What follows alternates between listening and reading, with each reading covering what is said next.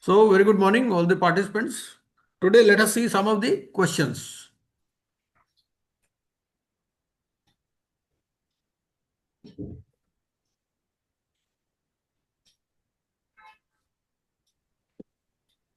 So, I hope my screen is visible. Is it visible? Yes, मेरी sir. Screen visible है? Yes, sir. Okay, Yes, visible, perfect. ठीक है, चलिए।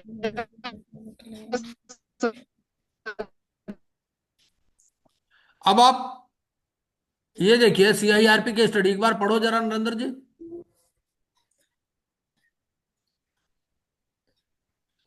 नरेंद्र जी पढ़ो जरा एक बारी। त्रिशा सूद जी आप पढ़ो। So there was a shoe company run by father and daughter. Father died, and thereafter one of the operational creditor initiated CIRP. हाँ, Following situation arose, one of the operational creditor wanted to modify the claim. Can he modify the claim? Answer is yes within 21 days. Yes. C with approval of COC. D with approval of educating authority. हाँ। सो अब इस question में क्या answer होना चाहिए? Question ही क्या है कि one of the operational creditors he has submitted his claim, right? Now he wants to modify it. You have to tell me the exact section number, rule or regulation number to in support of your answer. That is the main thing. Okay, sir. तो अब आप देखिए, सबसे पहली बात तो क्या है कि ये केस क्या है शू कंपनी, कंपनी बोल रहा है ये, हम्म, ठीक है? तो कंपनी का मतलब हम कॉर्पोरेट पर्सन मानेंगे इसको। अदरवाइज वो पार्टनरशिप फर्म लिखता, है ना? उसने कंपनी लिखा, कंपनी मतलब हम कॉर्पोरेट पर्सन तो है ये। हाँ कॉर्पोरेट सर। पर्सन में हमें कौन से सेक्शन देखने हैं? CIRP वाले, है यस ना? सर। हमें हाँ उसी के रूल्स देखने हैं, उसी के रेगुलेशंस correct. देखने हैं, हाँ हाँ। ठीक है? हम्म। तो और अब आप एक बार CIRP रेगुलेशंस देखो। CIRP रेगुलेशंस में इसका आंसर मिलता है क्या? TRP regulation, yes sir. Regulation number, which regulation sir? Uh, once the regulation number तो operational, आप बताओगे, मैं थोड़ी बताऊंगा। sorry sir, sorry. Claim bye operational credit, regulation number 7।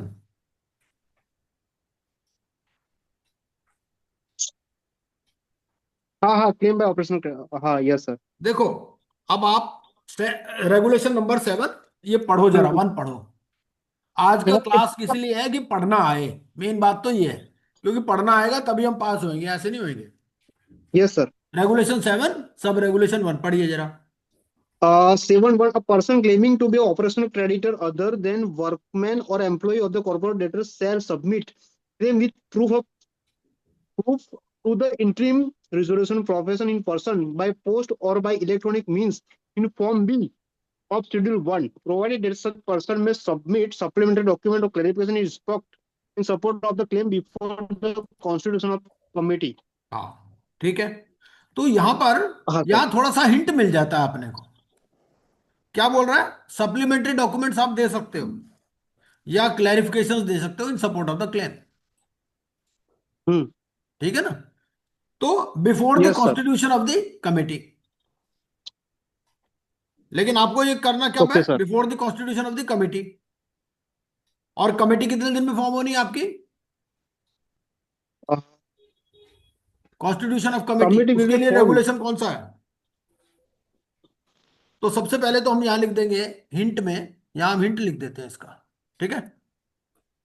Hint में लिख देते हैं रेगुलेशन नंबर 7(1),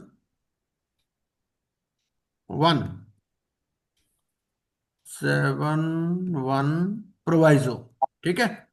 एक तो ये हो गया। हम्म हम्म हम्म और उसके हम्म। बाद में रेड विद, अब आप ये देखो कि COC कितने दिन में कॉन्स्टिट्यूट करनी है, ये कहां लिखा हुआ है?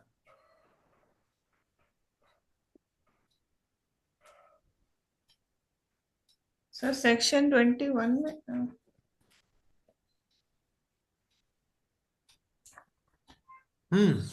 सही है, बिल्कुल ठीक है। सेक्शन 21 में बोलता है कि कितने दिन में कमेटी करनी है आपको? interim resolution professional shall after collation of all the claims within 2 days है ना? Sir, last 7 days, sir, 7 days. The resolution, Professor. Hmm The subsection 10, the resolution professionals have make available any financial information so required by the COC under subsection 9 within a period of 7 days of such request. कहाँ पढ़ रहे हो आप? request. Uh, 2110. हैं? 2110, sir. अरे भैया 2110 कुछ और है। 2110 का क्या मतलब है? 2110 का मतलब ये है कि अगर कोई सीओसी का मेंबर पूछता है आरपी से कोई इंफॉर्मेशन, तो उसको देनी है विद इन 7 डेज। इसका इसको इस सवाल से कोई मतलब नहीं है। Oh, sorry, sir. मेरा क्वेश्चन क्या है? मेरा क्वेश्चन ये है कि सीओसी कितने दिन में बनानी है, और ये बात कहाँ लिखी गई है? रेगुलेशन सर 40A में तो लिखी है। रेगुलेशन 40A में क्या है? टाइमलाइंस है। ठीक है यार, इतना तो मुझे भी याद हो गया पढ़ पढ़ के। अरे सर, हाँ हाँ हाँ। तो अब आप ये बताओ कि ये जो कमेटी बनेगी कितने दिन में बनेगी?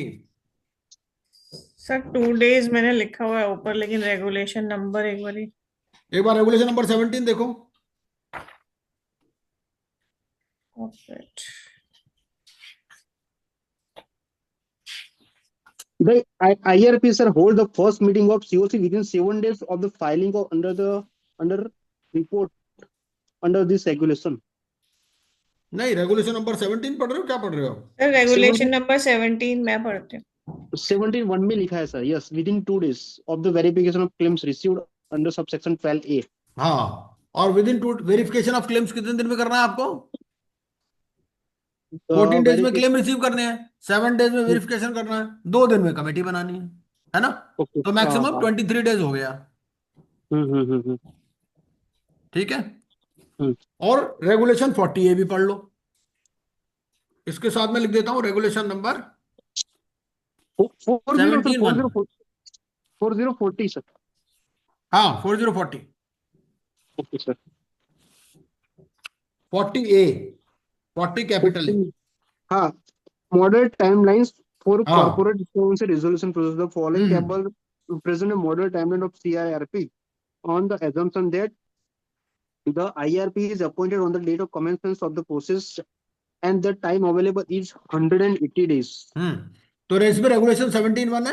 रेगुलेशन 17(1) के लिए दिखता है T+23। T+23. ठीक है। लेकिन हमारे को आंसर ढूंढना है कि 21 डेज कहाँ लिखा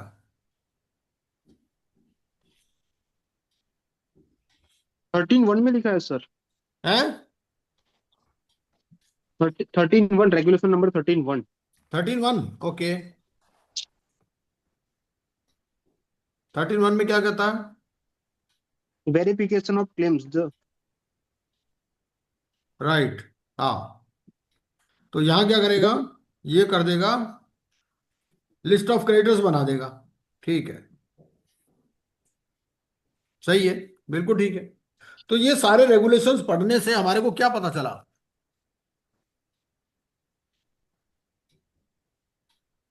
आंसर क्या होना चाहिए? अब आपने सारे कहानी पढ़ ली। हम्म। ठीक है, तो अब आप ये बताओ कि ये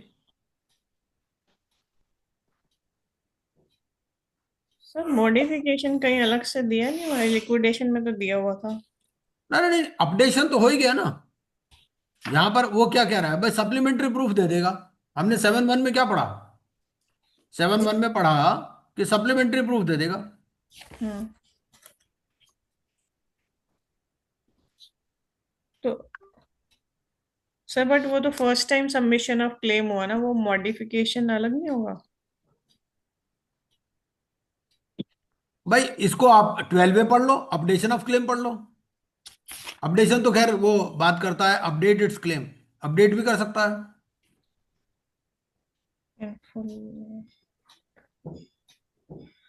तो अपडेशन में कोई टाइम ऐसे दिया नहीं हुआ ना? हम्म।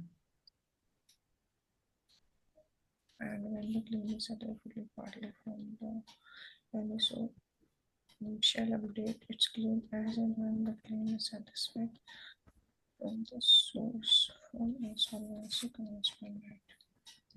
तो रेगुलेशन, तो इसका आंसर मेरे हिसाब से बी होना चाहिए, yes.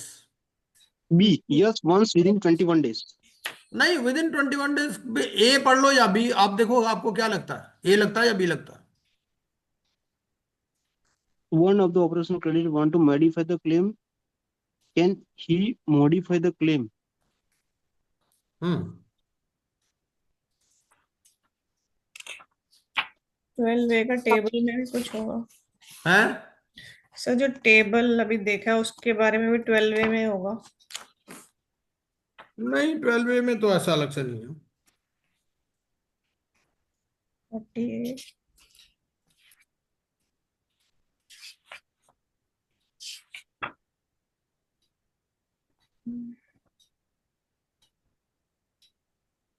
submission of claim for 10 days from the moment of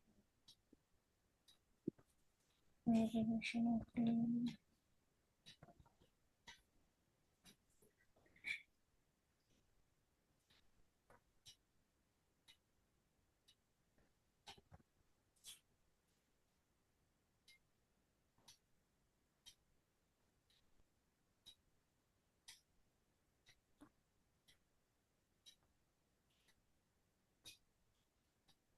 Constitution of committee. अब Yes, आप sir. 13 में देखो ना, क्या कहता है।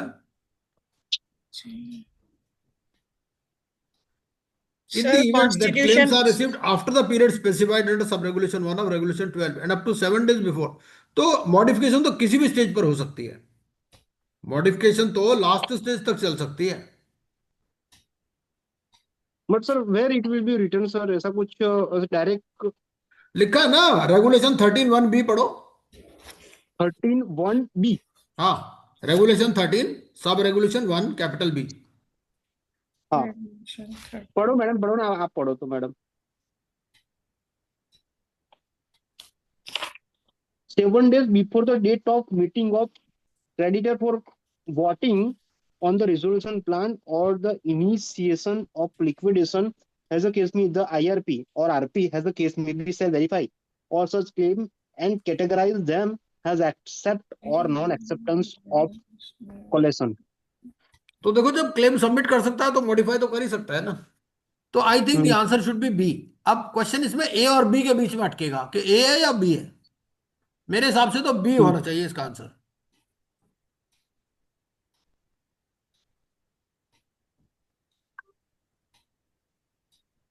बी, बी आना चाहिए सर। महतो जी नमस्कार।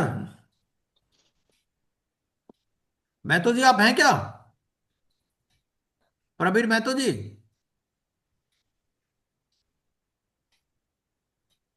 हाय सर। हाँ जी, हाँ जी। तो महतो जी, ये पहला सवाल हमारे पास आ रहा है। वो ये कह रहा है कि भाई एक ओसी है, वो अपना क्लेम मॉडिफाई करना चाहता है, तो क्या मॉडिफाई कर सकता है, यस और नो? Yes sir. है। I think yes. है ना? हाँ। तो यस। आपको क्या लगता है कि आंसर बी होना चाहिए या ए होना चाहिए? I think it should be B. हाँ, बी। ठीक है, चलिए नेक्स्ट करते हैं। Sir, one, हाँ। sir, sorry to interrupt, but हाँ। within what time frame uh, if the modification will be done, it will be multiple time or it will be on one only once for one. नहीं नहीं नहीं, देखो ऐसा है, proof देगा जब भी देगा, जितने बार मर्जी कर ले, उसमें क्या है। And there is any time bound or time limit time available, sir? Limit तो दे दिया ना 13(1)(b) में। 13(1)(b) में time limit is there, sir. ठीक है sir. 13(1)(b) में क्या कह रहा है, 7 days before the date of meeting of creditors for voting on the resolution plan. तो जब Okay, तक sir. ये मीटिंग होगी वोटिंग ऑन रेजोल्यूशन प्लान वाली, उसके 7 days बिफोर तक वो मॉडिफाई कर सकता है। Okay, sir. 7 days. हम्म। Okay, sir. हाँ हाँ हाँ. नेचुरली वो प्रूफ देगा, है ना। हम्म। और जो पहले डिसीजन हो चुके उस पर तो कोई कंट्रोल नहीं है फिर, है ना। Okay, sir. चलिए नेक्स्ट पढ़िए। टू हाँ creditors did not submit there claim in time. हाँ. अब ये कह रहा है कि दो क्रेडिटर ने अपना क्लेम सबमिट नहीं किया टाइम में। क्या वो सबमिट कर सकते हैं, कब तक सबमिट कर सकते हैं, यस, नो, क्या होगा? सर ए 90 days। हाँ, इसमें देखिए, ये हमारे को, ये जो सबमिशन है ना, लेट सबमिशन वाला, लेट सबमिशन के लिए सबसे पहले तो हमारे को रेगुलेशन नंबर 12 देखना है। रेगुलेशन 12 क्या कहता है? रेगुलेशन 12 कहता है 90 days from the insolvency commencement date. 12(1) का प्रोवाइजो। ठीक है। Yes yes. 12(1) का प्रोवाइजो कहता है a creditor who fails to submit claim with proof within the time stipulated in the public announcement में submit his claim with proof to the IRP or RP at the case में be up to the date of issue of request for resolution plan or 90 days from the insolvency commencement date whichever is later. ठीक है। तो अगर ये तीन options दी गई हैं तो, और वो ये कहता है the creditor shall provide reasons for delay in submitting the claim beyond the period of 90 days from the insolvency commencement date. इसका मतलब 90 डेज तक तो रीजन भी देने का जरूरत नहीं है, 90 डेज के बाद ही रीजन देना है उसको। तो I think the answer should be here, A होना चाहिए, है ना। अगर ये वाली ऑप्शन, देखो ऑप्शंस के ऊपर डिपेंड करता है। अगर मान लो ये तीन ऑप्शन है तो हमारा आंसर ए होना चाहिए। और इसके लिए क्या हम लिख सकते हैं हिंट बट में? सर हाँ, sir, after 90 days, but after providing a reason for delay, but before submission of resolution plan, whether it will be allowed, sir? बिल्कुल बिल्कुल, और क्या। देखो ऐसा है, वोटिंग मीटिंग फिक्स हो गई है कि भाई इस दिन रेजोल्यूशन प्लान पर वोटिंग होगी। ठीक है। Hmm. उसके 7 दिन पहले तक क्लेम आ सकता है। Okay, sir. अभी तो हमने पढ़ा ना 13(1)(b) में। Okay, sir. हाँ sir. Hmm. ये क्लास मैं आपके लिए ऑर्गेनाइज कर रहा हूँ नरेंद्र जी, स्पेशल, ये सोच लो। हाँ नहीं सर, बराबर सर सर। है ना। Yes sir. हाँ हाँ। सर। तो अब इसका हिंट हो जाएगा अपना रेगुलेशन 12। रेगुलेशन 12 में इसका आंसर है सेकंड प्रोवाइजो, ले लो आप। Regulation 12(1) second proviso. Provided further that the creditor shall provide. Yes. है Provision ना। second. हाँ 12(1). हाँ, चलिए अगला देखते हैं। Two PRS did not submit their plan as on time given in expression of interest. ठीक है। दो, पीआरए क्या होता है बताओ? PRAS. Prospective resolution applicant. हाँ, वेरी गुड। तो ये जो दो प्रोस्पेक्टिव रेजोल्यूशन एप्लीकेंट थे, इन्होंने अपना टाइम टाइम पर प्लान नहीं दिया। ठीक है। तो जो एक्सप्रेशन ऑफ इंटरेस्ट में टाइम दिया रहता है, एक्सप्रेशन ऑफ इंटरेस्ट के लिए फॉर्म नंबर क्या होता है? क्या चीज? जो एक्सप्रेशन ऑफ इंटरेस्ट के लिए, invitation for expression of interest के लिए फॉर्म नंबर क्या होता है?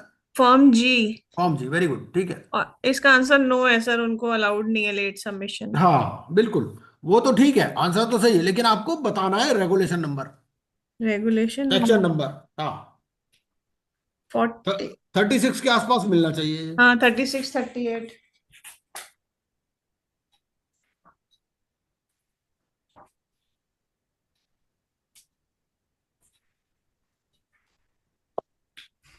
सर 36 बी में आएगा ना?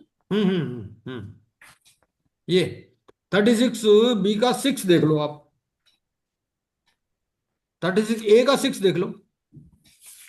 The expression of interest received after the time specified in the invitation under clause B of sub regulation 3 shall be rejected. 36 B.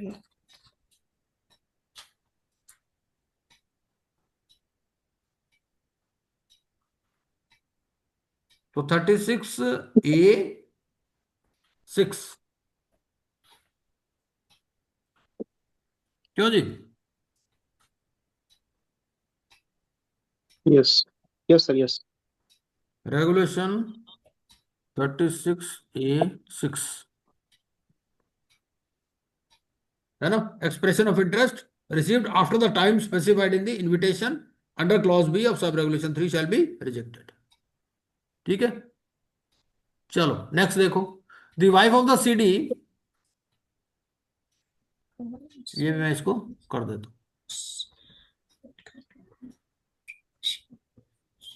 Wife of the CD had a car worth rupees 12 lakhs, which was valued less in the books of the account. ठीक है। Underwear. Of. Sir under value transaction में आएगा। हम्म। हाँ, बिल्कुल। तो ये section कौन सा है? 45। Perfect, sir. Avoidance of undervalue transactions. 45. ये इस लैंग्वेज पे मत जाओ। ये लैंग्वेज जो है ना वैसे लिखी गई है, स्टूडेंट ने लिखी है, language may not be appropriate, है ना। Okay. Okay, sir. Undervalue. Section 45. हाँ।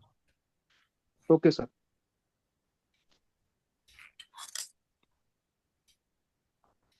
Can brother of CD and niece of CD submit resolution plan? अभी रुको ना, इस पे इसका हो गया हमारे को। Section 45, sir.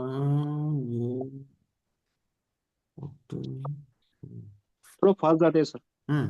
तो इसका आ गया सेक्शन 45। फाइव। और इसका वैल्यूएशन कौन करेगा फिर? वैल्यूएशन वैल्यूएशन कौन करेगा? रजिस्टर। भाई आरपी बोल रहा है कि 12 लाख की है और बुक्स में 6 लाख की एंटर की गई है, तो सबसे पहले तो आरपी एप्लीकेशन फाइल कर देगा, ठीक है, अंडर वैल्यू ट्रांजेक्शन्स की। तो इसका वैल्यू कौन डिटरमिन करेगा? Determine by register valuer sir.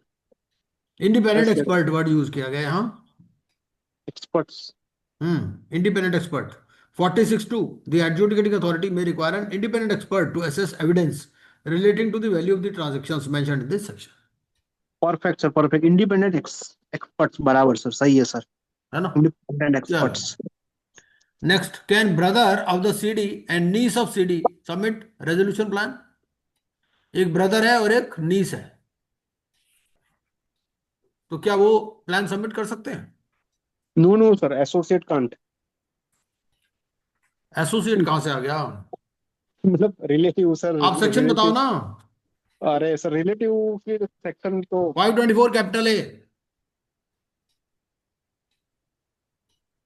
524 capital A, explanation, relative.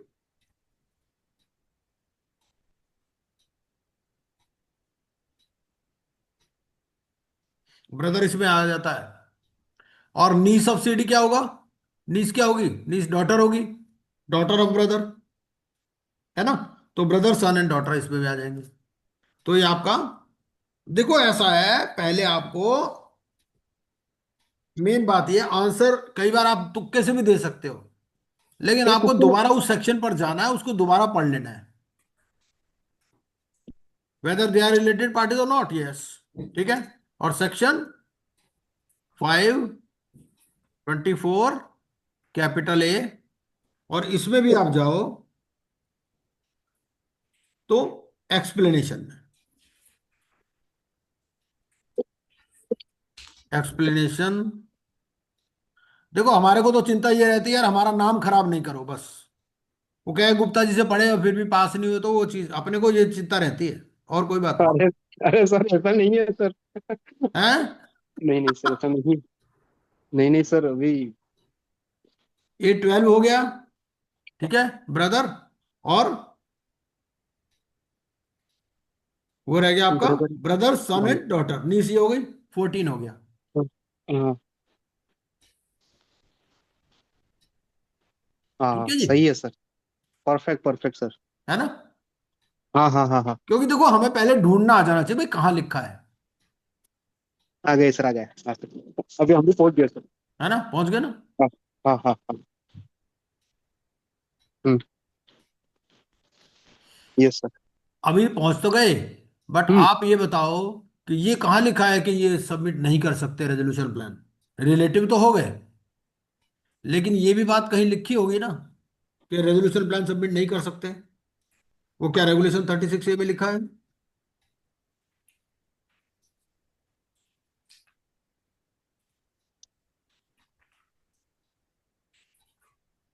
Submission of resolution plan में लिखा है क्या?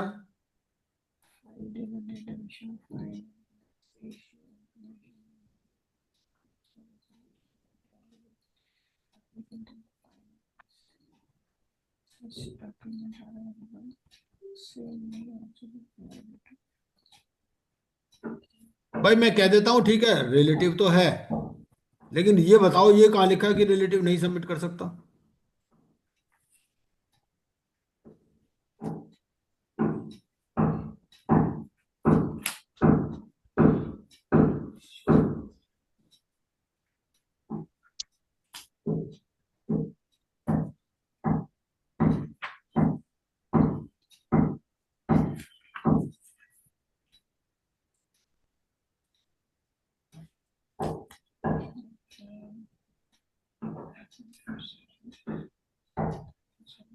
एक तो एफिडेविट की बात करता है, ठीक है ना, कि इसको एक एफिडेविट देना है कि भाई ही इज एलिजिबल अंडर 29A।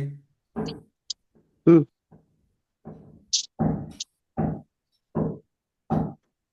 तो 29A में अब हम 29A पर चलते हैं। 29A, ओके सर, हाँ, सीज रिबन्स। 29A में 29A में हम चलेंगे कनेक्टेड पर्सन पे।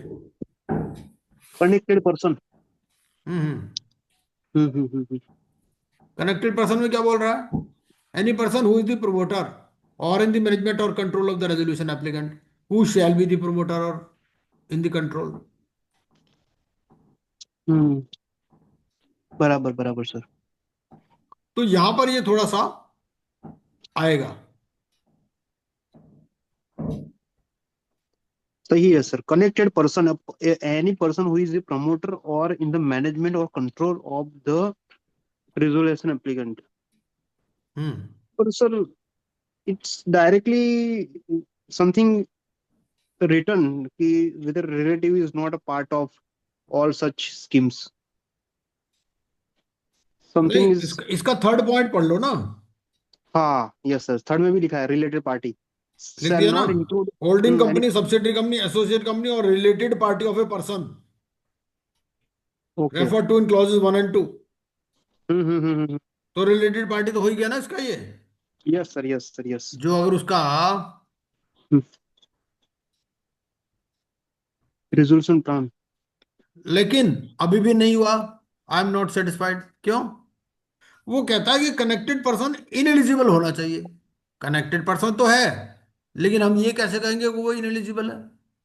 इनएलिजिबल तो नहीं है। कनेक्टेड पर्सन तो ठीक है, लेकिन हाँ कनेक्टेड पर्सन में ये भी तो होना चाहिए ना सारी चीजें, कि विलफुल सही है। डिफॉल्टर हो, ये हो, सब ये ऐसा कुछ कहानी तो है नहीं। हम्म।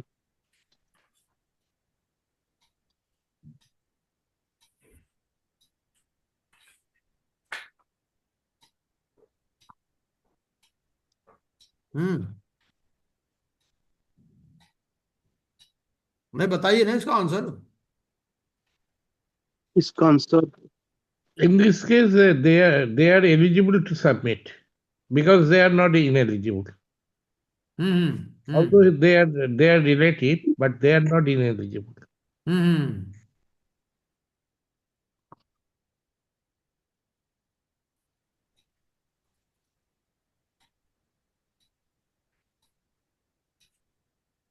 क्योंकि अगर इनएलिजिबल होंगे तो ही होंगे।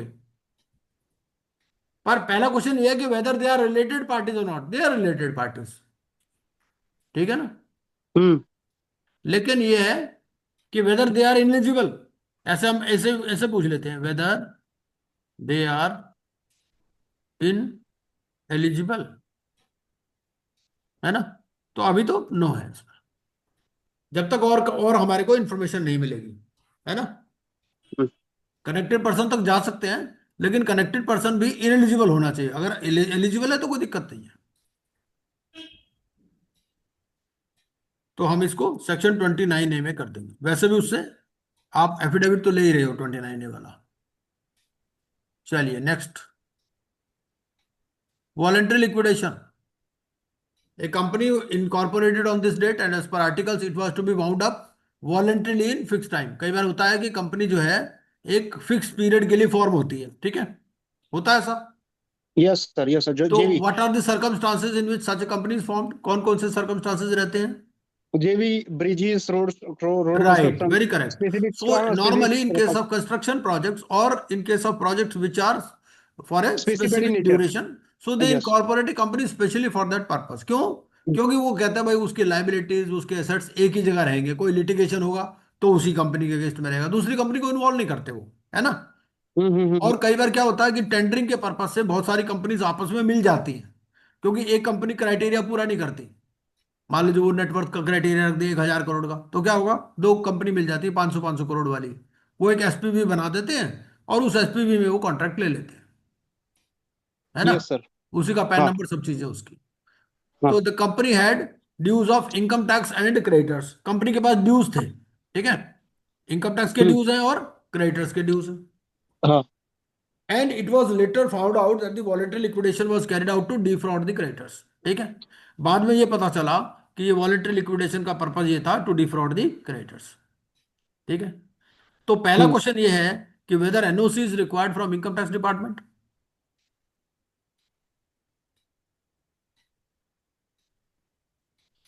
इसमें ना आईबीबीआई का एक सर्कुलर है। आईबीबीआई का सर्कुलर ये कहता है कि आपने पब्लिक नोटिस दे दिया।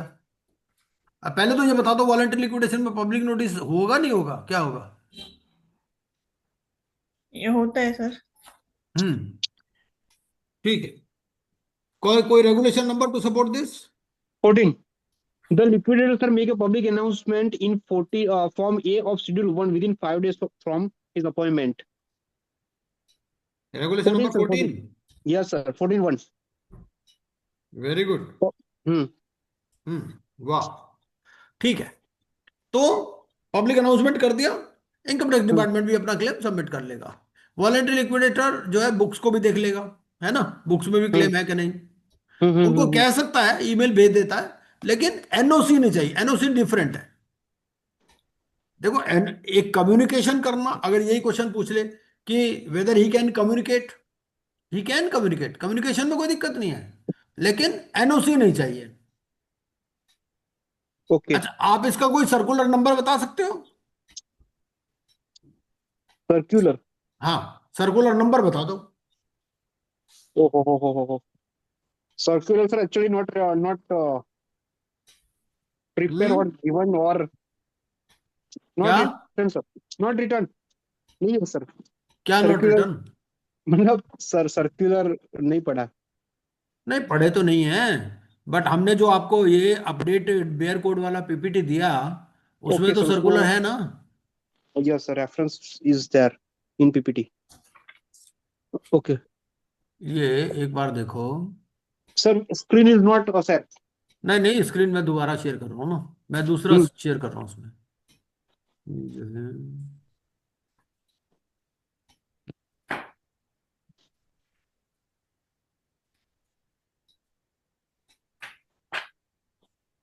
आज मैं क्या, मेरे पास टाइम है थोड़ा, चलो पढ़ा देते हैं कुछ, हो सकता है कि पास हो ही जाओ आप। नहीं नहीं सर वो भी 12 को हम we will appear sir. I am appear on 12th। होना ही है। हाँ हाँ हाँ सर हाँ बोलो तो अभी sir it will be due on 12th। So definitely appear. अब ये देखो, ये yes sir. Circulars and clarification ये दे रखे हैं। ये नजर आ रही है मेरी पीपीटी? नहीं, एक मिनट, नहीं आ रही नहीं अभी आ रही शेयर सर। करता हूँ। ये 783 टू 963। ओके। तो ये मैं आपको दिखाता हूँ, इसका सर्कुलर नंबर पढ़वा देता हूँ।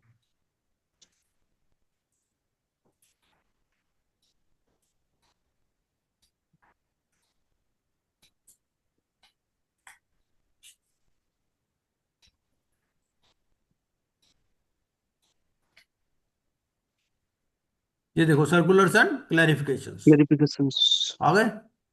ओ हो। ये तो एनुअल कंप्लायंस सर्टिफिकेट की बात कर रहा है, सब्जेक्ट से देख लो आप, ठीक है। हम्म। ओके।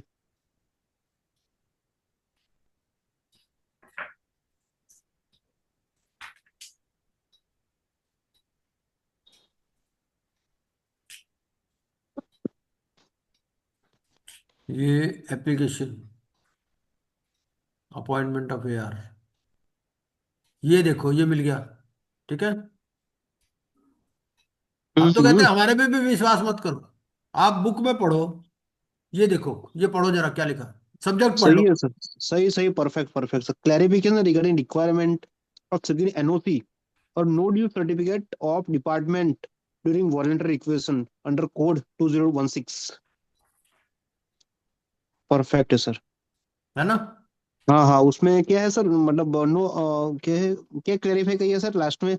लास्ट में लाइन देख लो ना सर, क्या लिखा है, मतलब इसका नॉट रिक्वायर्ड ऐसा कुछ लिखा होगा सर।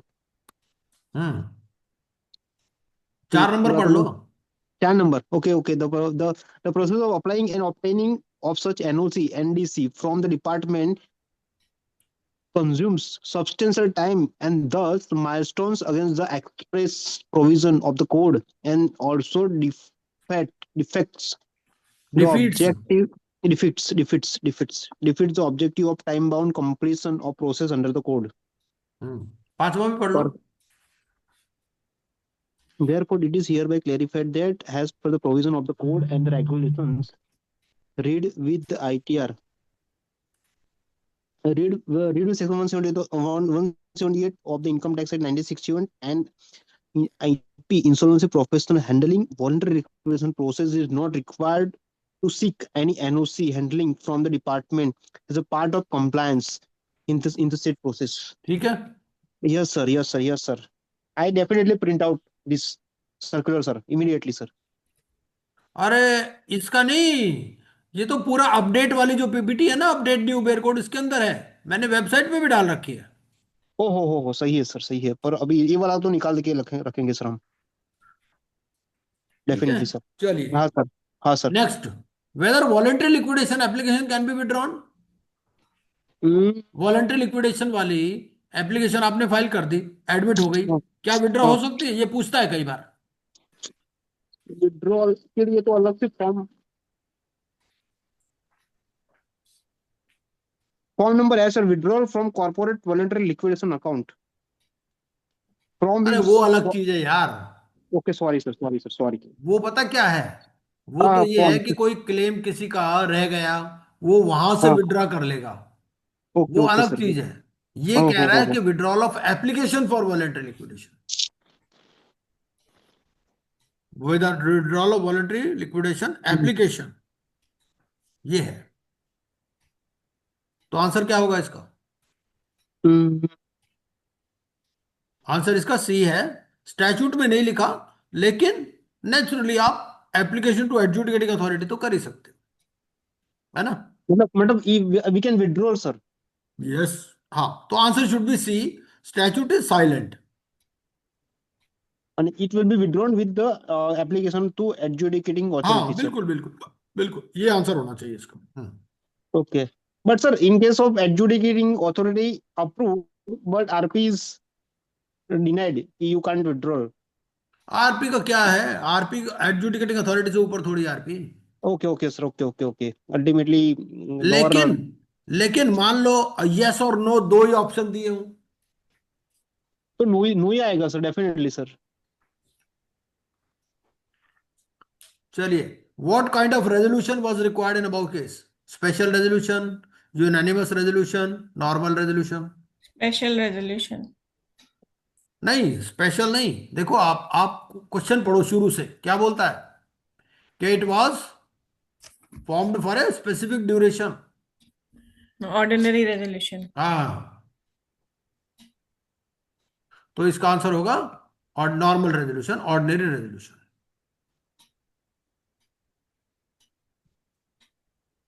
अगर वैसे कंपनी होती फिर तो कोई दिक्कत नहीं थी, हम्म। है ना? आज का रेगुलेशन नंबर बता दो, या सेक्शन नंबर बता दो। सेक्शन नंबर तो 59 ही है, एक ही सेक्शन यस सर। है ना? हाँ, तो, तो सेक्शन नंबर बता दो, सेक्शन नंबर में सब सेक्शन नंबर बता दो। थ्री फिफ्टी वन नाइन तो सी है ही है। 3(1)(c sir, हाँ 1C, 3(1)(c), a resolution passed by a special majority for the part हाँ, of the contributories, as the case may be, of the corporate person required the corporate person to be liquidated and appointing an IP to act as a liquidator. तो आपका होगा 59(3)(c)(2). ये हो जाएगा आपका section 59। 59 में 3 में चले गए, ठीक है। 3 के बाद में सी में चले गए, सी के बाद में 2 में चले गए। मतलब sir a normal resolution, ordinary resolution is enough? हाँ और क्या। ऑर्डिनरी रेजोल्यूशन उस केस में होती है ना, अगर आपकी कंपनी एक स्पेसिफिक ड्यूरेशन के लिए फॉर्म हुई है ओके सर। तो आपको ऑर्डिनरी रेजोल्यूशन चाहिए, अदरवाइज स्पेशल रेजोल्यूशन चाहिए। तो यहां लिखा हुआ है ना ऊपर क्वेश्चन में, हाँ हाँ हाँ हाँ हाँ। It was to be mode of voluntary in fix time. एक बार 59(3)(c)(2) पढ़ लो क्या लिखता है। देखो मैं अभी भी क्या करता हूं, मैं जब भी कुछ क्वेश्चन को पढ़ता हूं ना उसके साथ में सेक्शन दोबारा पढ़ता हूं। आप हैबिट बना लो ये, ओके एक बार सर। पढ़ो 59(3)(c)(2). A resolution of the member of the company in a हाँ देखो AGM. क्या लिखा, ए रेजोल्यूशन। रेजोल्यूशन मतलब स्पेशल नहीं लिखा, हो। ए रेजोल्यूशन मतलब ऑर्डिनरी रेजोल्यूशन। Okay sir. ऊपर लिखा स्पेशल, है ना, हो बराबर सर, सही है नीचे सर। लिख दिया रेजोल्यूशन। पढ़ लो हम्म। एक बार रेजोल्यूशन ऑफ द मेंबर्स क्या है। Resolution of the member of the company in a general meeting. A general meeting requiring the company to be liquidated voluntarily as a result of expiry of the period of its duration, if any fixed by its article or on the occurrence of an event in respect of which the article provided that the company shall be dissolved as the case may be, and appointing an IP to act as a liquidator. ठीक है, clear है। चलिए Yes, sir. Next, Yes. What would be the voluntary liquidation commencement date. Voluntary liquidation commencement date क्या होगी।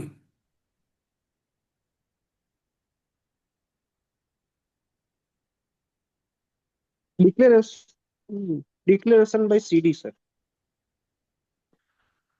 नहीं ये तो ऐसा होगा, ये date of passing of the resolution होती है, इसमें ये ऑप्शन दिया ही नहीं, समझ रहे हो। डेट ऑफ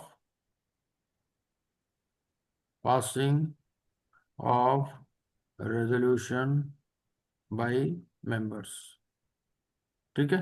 ऑप्शन ये होना चाहिए, वो गलती से ऑप्शन उसने दिया नहीं।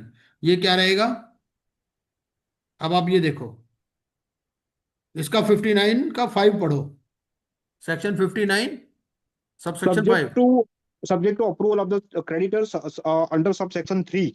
हम्म। Subsection 3, the voluntary liquidation proceedings in respect of a company shall be deemed to have commenced from the date of passing a resolution under section 3 subsection C. Hmm. 59C3. Hmm. 59C3. अभी Okay, पढ़ sir. रहे थे ना हम, हाँ हाँ, yes sir, yes sir, yes. यही तो पढ़ रहे थे, है हम्म। ना। तो जो डेट ऑफ रेजोल्यूशन है या डेट ऑफ स्पेशल रेजोल्यूशन है वही वॉलंटरी कमेंसमेंट डेट है। Okay. Resolution passed अच्छा एक बात और on. बता दो, अगर मान लो क्रेडिटर्स एग्री नहीं करें तो क्या होगा। It will be फिर खत्म ही, automatically. फिर होगा ही नहीं वॉलंटरी लिक्विडेशन, है ना। पूरा प्रोसेस Okay, sir. कंप्लीट होना चाहिए ना। वो कह रहे हैं ना हम्म क्रेडिटर्स को भी एग्री करना है 2/3 इन हम्म वैल्यू। हम्म।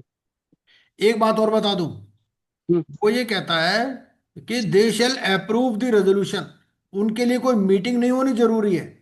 देखो क्या होता है, कुछ चीजें ऐसी होती हैं जो मीटिंग में ही पास होनी होती है, कुछ ऐसी होती है हम्म। बिना मीटिंग के भी पास हो सकती है। जैसे मान लो एक ही क्रेडिटर है, उसको लेटर लिखा, उसने एग्री कर लिया, हो गया। मीटिंग कॉल करनी जरूरी नहीं होती, अगर मीटिंग कॉल करनी जरूरी है तो लिखा होता है। जैसे अभी आप ये C2 दोबारा पढ़ो, ए C2. Resolution of the members of the company in general meeting, मतलब उसके लिए जनरल मीटिंग कॉल करनी है। लेकिन Okay. आप इसका प्रोवाइजो पढ़ो, provided that the company owes any debt to any person, creditors representing 2/3 in value of the date of the company shall approve the resolution passed under sub clause C within 7 days of such resolution. मतलब इसके लिए कोई meeting call करनी जरूरी नहीं है, देखो लिखा नहीं मीटिंग के बारे में कहीं, समझ रहे हो बात। मान लो एक ही क्रेडिटर है, अब एक क्रेडिटर मीटिंग थोड़ी कॉल होगी, वो वह क्रेडिटर से पूछ लेंगे उससे, बस हो गया, अप्रूवल हो गया, ईमेल पर ले लेंगे। चलिए नेक्स्ट, Okay, sir. सही है सर, सही है। Timeline for initiation and submission of voluntary liquidation, timeline क्या होगी? डिक्लेरेशन बाय सीडी कितने दिन में करनी है? Timeline for declaration, initial submission of voluntary liquidation. Timeline क्या होगी? Declaration, Uh, 4 weeks, no, sir.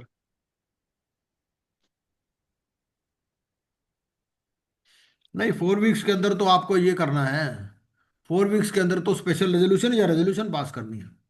Okay, sir. Declaration तो फर्स्ट स्टेप है, declaration is the initiation stage, सबसे पहले ये जो है डिक्लेरेशन ही देना है इसको, ये तो जीरो डेट है एकदम से, समझ लो। और एडमिशन ऑफ एप्लीकेशन भाई ये कब होगी? एडमिशन ऑफ एप्लीकेशन तो तो लास्ट इसमें है ना, सर? होता ही नहीं है, ए का कुछ नहीं होता, है ना। अच्छा, ये इसमें डीमिंग फिक्शन है, वॉलेंटरी लिक्विडेशन के केस में डीमिंग फिक्शन है कि जो date of passing of resolution है वही वॉलेंटरी लिक्विडेशन कमेंसमेंट डेट है। आपको ए को इन्फॉर्म करना है या नहीं करना है? आपको वॉलेंटरी लिक्विडेशन कमेंसमेंट हो गई, इस बात को ए को बताना है या नहीं बताना है?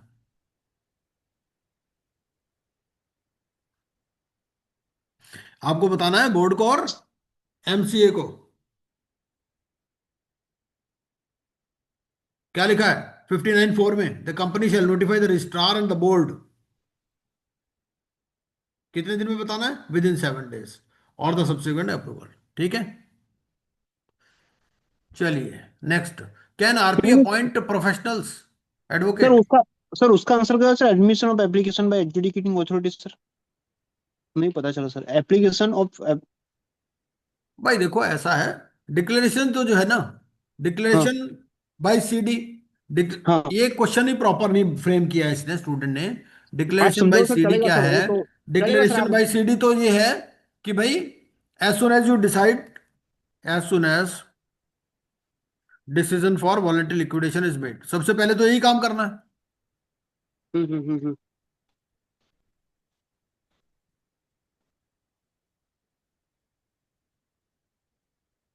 और okay. Admission of application by A, ये एडमिशन ऑफ एप्लीकेशन ये तो है ही नहीं यहाँ, नॉट रिक्वायर्ड। ठीक है ना, तो डीमिंग फिक्शन है यहाँ पर। मतलब सर क्या? Not required deeming fiction. Deeming fiction है मतलब ये कि जो date of passing of resolution है वही वॉलेंटरी लिक्विडेशन कमेंसमेंट डेट है, okay, sir. Okay, admission okay, अलग से ओके। नहीं होता इसमें। मतलब हाँ, ओके, सर। हाँ, हाँ, हाँ। क्या होता है भाई, इतना तो याद नहीं रहता ना किसी को भी, स्टूडेंट को भी, कि एग्जैक्टली पूछा क्या गया था, समझ रहे हो आप। नहीं, सही है, can sir. RP appoint professionals, RP professional appoint कर सकता है? सही।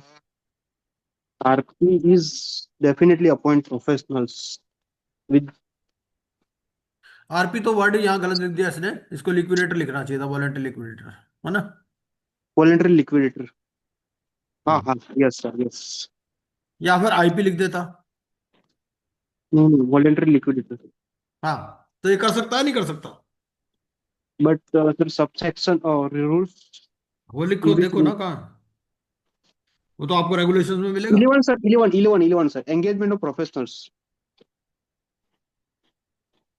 No, the liquidator shall not engage a professionals subsection hmm. of who is his relative is a relative party of the corporator or he served as an auditor of the corporate person at any time during the 5 years preceding the liquidation commencement date. वो question तो कुछ और पूछ रहा है ना, वो पूछ रहा है हाँ। वो भाई वॉलेंटरी लिक्विडेटर सोचता है मैं एडवोकेट को एंगेज कर लूं, तो कर सकता है या नहीं कर सकता? Yes, sir. A liquidator may engage professional to assist him in the discharge of his duties, obligations, and functions for a reasonable remuneration. Has such remuneration shall form part of liquidation cost. Definitely, sir. 11.1, rule number 11.1 of voluntary liquidation. But not a relative or auditor preceding 5 years of the liquidation commencement date.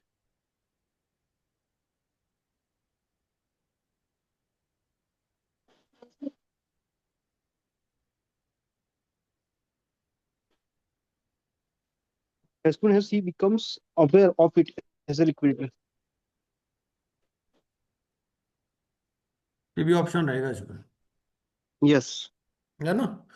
Yes sir. और अगर नहीं रहेगा, मान लो none of the above दे दे तो none of the above करना पड़ेगा। मान लो ये ऐसा ऑप्शन दिया ही नहीं, मान लो ऐसे ऑप्शन दे देता है, ठीक है, ऐसा दे देता है, मान लो ये नन ऑफ द अबव, तो अब क्या ऑप्शन रहेगा आपके पास? भाई पहला गलत हो गया, नो, कर सकता है। परमिशन ऑफ ए नहीं चाहिए, permission of C O C नहीं चाहिए, none of the above answer हो जाएगा। और अगर यस दे दिया तो यस कर लो। नहीं पर सर, वेदर ethics permit क्या? ethics permit to appoint advocate, sir?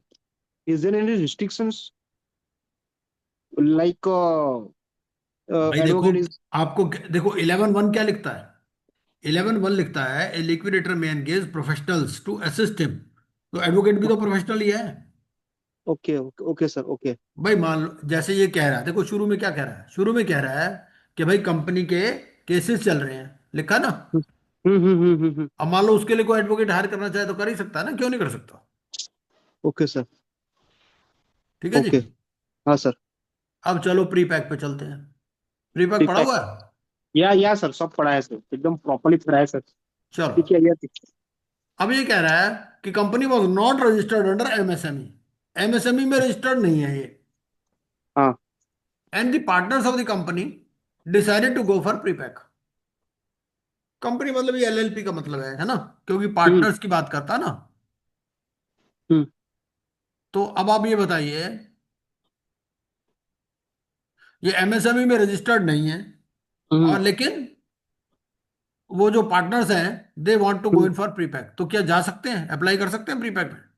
No sir, no no no no, definitely no, big no sir. It should be a MSME. नहीं नहीं नहीं नहीं, अरे पहले वर्ड पढ़ो, प्रीपैक पढ़ो एक बार। Sir, an application for initiation pre-pack may be made in respect of CD classified as MSME hmm. under subsection 1 of MSMED Act हाँ 2006, sir. देखो, देखो क्लासिफिकेशन अलग चीज है, रजिस्ट्रेशन अलग चीज है। जरूरी नहीं कि उसने एमएसएमई में रजिस्ट्रेशन करवाया हो,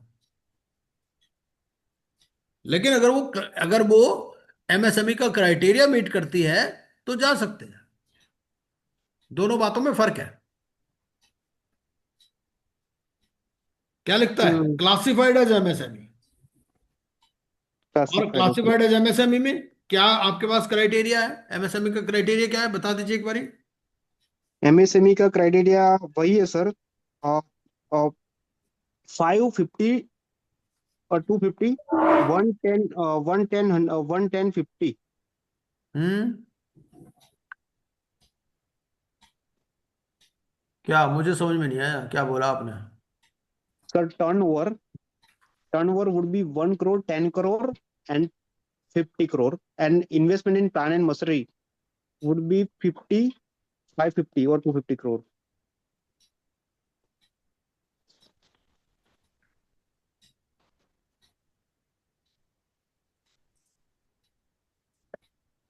एक तो इन्होंने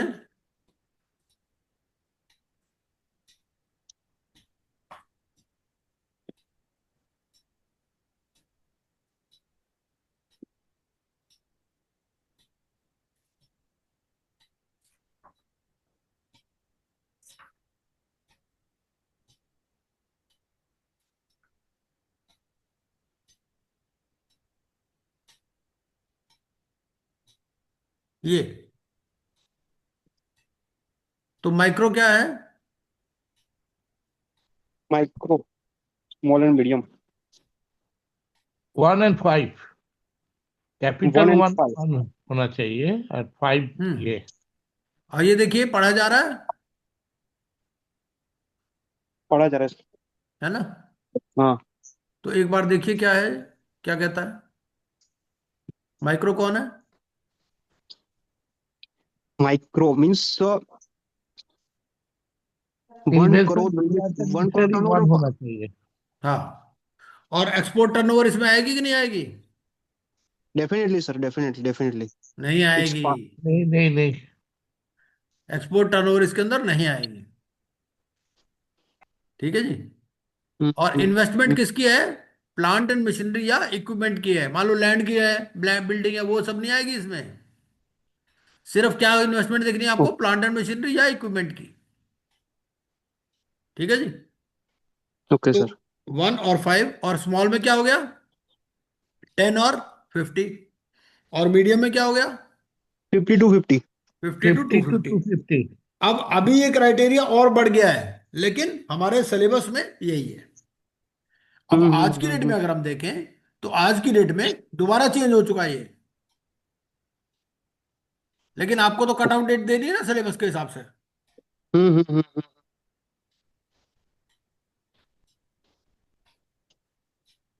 ओके सर।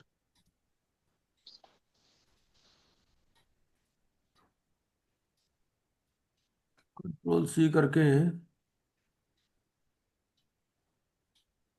नहीं, ये तो है सर, ये आपने दिया हुआ है, प्रॉपरली दिया हुआ है। हम्म। दिया हुआ है सर, आपके मटेरियल में प्रॉपरली दिया हुआ ना? Is there sir. हाँ। हाँ हाँ सर, हाँ सर, ठीक है सर। चलिए, ये हो गया। अब हम्म। अच्छा, ये मैं गवर्नमेंट की रिपोर्ट से पढ़ रहा हूं। तो इसमें क्या है कि रजिस्ट्रेशन जरूरी नहीं है, समझ रहे हो आप?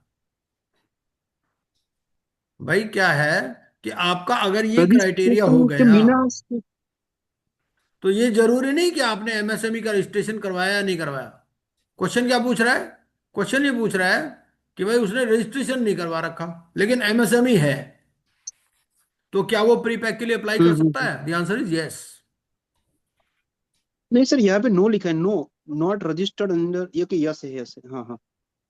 भाई ठीक है सर, यह आप देखो उसमें क्या लिखा, उसे छोड़ो। मेन क्लासिफाइड, बात क्या क्लासिफाइड, है कि उसका मतलब क्या क्लासिफाइड। है। उसका मतलब ये है, वो ये कह रहा है, कहाँ गया वो, कि भाई एक कंपनी एमएसएमई है, एलएलपी हम्म एमएसएमई है, ठीक है, हम्म हम्म। लेकिन रजिस्ट्रेशन नहीं करवाया, ऐसा हो सकता है? Definitely, sir. Definitely, it will be a part or parcel due to some compliances of MSMED. Some organizations is not registered with MSME जैसे or उद्यम cancelled रजिस्ट्रेशन due पर होता है ना इसका, तो हाँ वो हाँ नहीं हाँ, करवाया, पर तो कोई बात नहीं नहीं, वो उन्होंने। अपना वो बैलेंस शीट दे देगा, बैलेंस शीट में दे देगा भाई मेरी ये टर्नओवर है, मेरा ये इन्वेस्टमेंट है, प्लांट मशीन, इसी सर्टिफिकेट लगा देगा, हो जाएगा। यस। अच्छा, on what basis pre pack resolution is deemed to be approved? 66% of तो अनरिलेटेड इसका पहले फाइनेंशियल का आंसर हो सर्विसेज। जाएगा हमारा यस। यस, यस हो डेफिनेटली सर। जाएगा, provided hmm it meets the criteria. Hmm.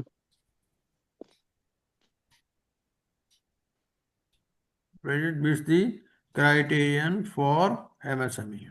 Criteria meet करता है तो कर सकता सर वो सेकंड तो स्ट्रेट क्वेश्चन है सर।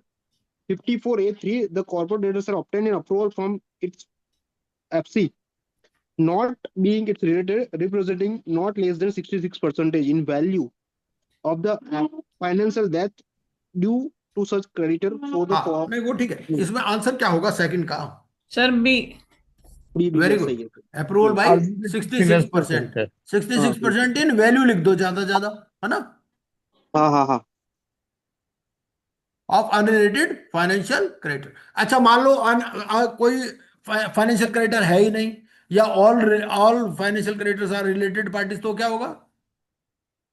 ऐसा भी हो सकता है ना कि भाई कंपनी में कोई फाइनेंशियल क्रेडिटर है ही नहीं, तो क्या वो प्रीपैक में जा सकती है उस सिचुएशन में? The answer is yes. तो आपको ये क्राइटेरिया फिर अनरिलेटेड ऑपरेशनल क्रेडिटर्स पर लगाना पड़ेगा। तो अब क्या आप बोले सर, इसका रेगुलेशन नंबर बताओ प्रीपैक का। फिर से बोलो सर, वो आपने not a related party then it will be a operational creditor. हाँ, ओके सर। इसका रेगुलेशन नंबर बताओ। रेगुलेशन 54 ए के ई में आ जाएगा ना? किसमें सर? हम्म। नहीं, रेगुलेशन नंबर होगा ना। सर रेगुलेशन वही में। सर हाँ ठीक है। 50। नहीं, प्रोविजो है सर, थ्री का आप ये देख प्रोविजो लो सर। ना, प्री पैक में रेगुलेशन नंबर 14 देख लो। Regulation 14, sub regulation 8, pre pack का पढ़ लो जरा एक बारी। 14 का कौन सा सर? 14 का 8। 8 number, where the CD has no financial debt or where hmm all the finance creditors are related, the applicant shall convey a meeting of operational creditor with who are not related of the CD, and provisions of sub regulation 127 shall be mutatis mundis apply. हम्म ठीक है, मुटेटिस Hmm. मुटेंडिस apply. Mutandis mundis. ठीक है, Okay, sir. तो Mm-hmm.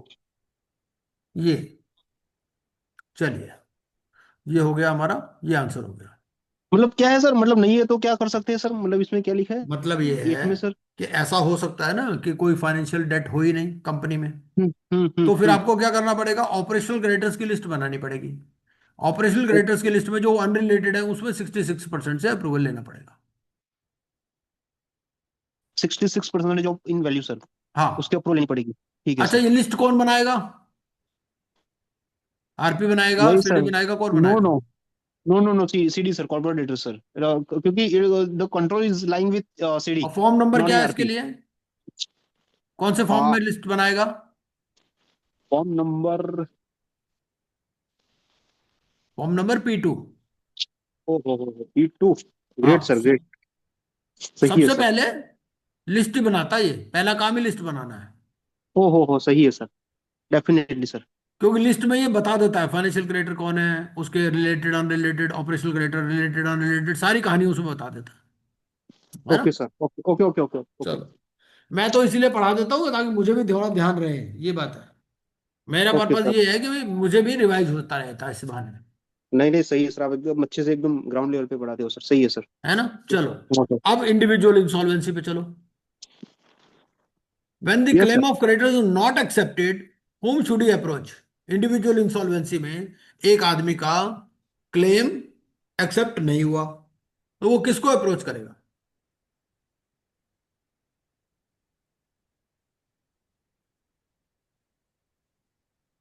और ये बात कहाँ लिखी गई है, मेन बात तो ये है, ये बात लिखी कहाँ हुई है?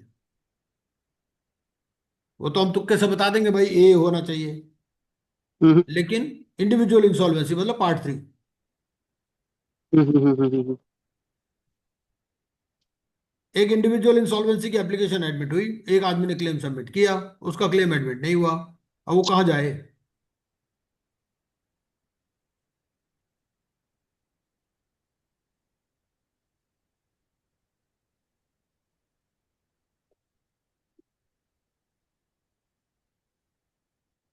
Regulations.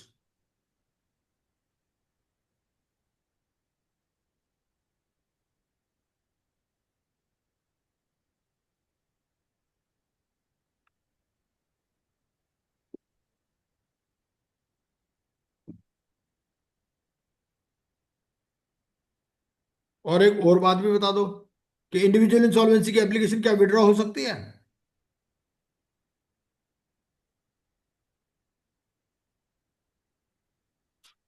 Yes, it can be yes sir, withdrawn. Yes. ठीक है, विड्रॉल, रूल नंबर 8 सर ना? Regulation number 11, rule number 11, withdrawal of application. The adjudicating authority may permit withdrawal of the application submitted under Rule 6 or 7 before its admission on a request made by the applicant, after its admission on the request made by the applicant if 90% of the creditors agree। ठीक है जी? तो regulation, ये rule number 11 है। अब हमारा ये रह गया कि क्लेम अगर एक्सेप्ट नहीं हुआ तो किसको अप्रोच करेगा? इट्स डायरेक्टली अप्रोचिंग, वैसे तो आरपी आना चाहिए सर, बाई भाई होना चाहिए, ये कुछ नहीं होता, आप मेरे को रूल नंबर, रेगुलेशन नंबर बताओ। Regulation. Yes sir, it will B binding with regulations. Regulations. When the claim of creditor is not accepted, hmm to the approach. किसको अप्रोच करेगा ये?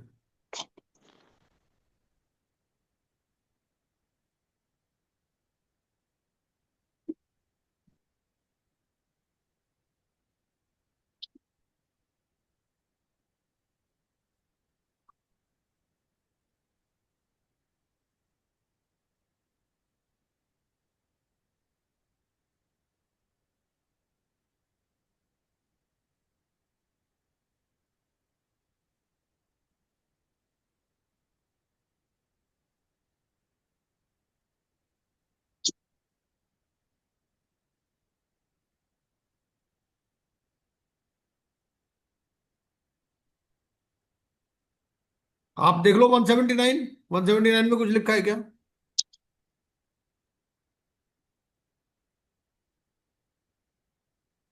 179 में जुरिस्डिक्शन की बात करता है, तो वहां लिख दिया क्या कुछ इसने?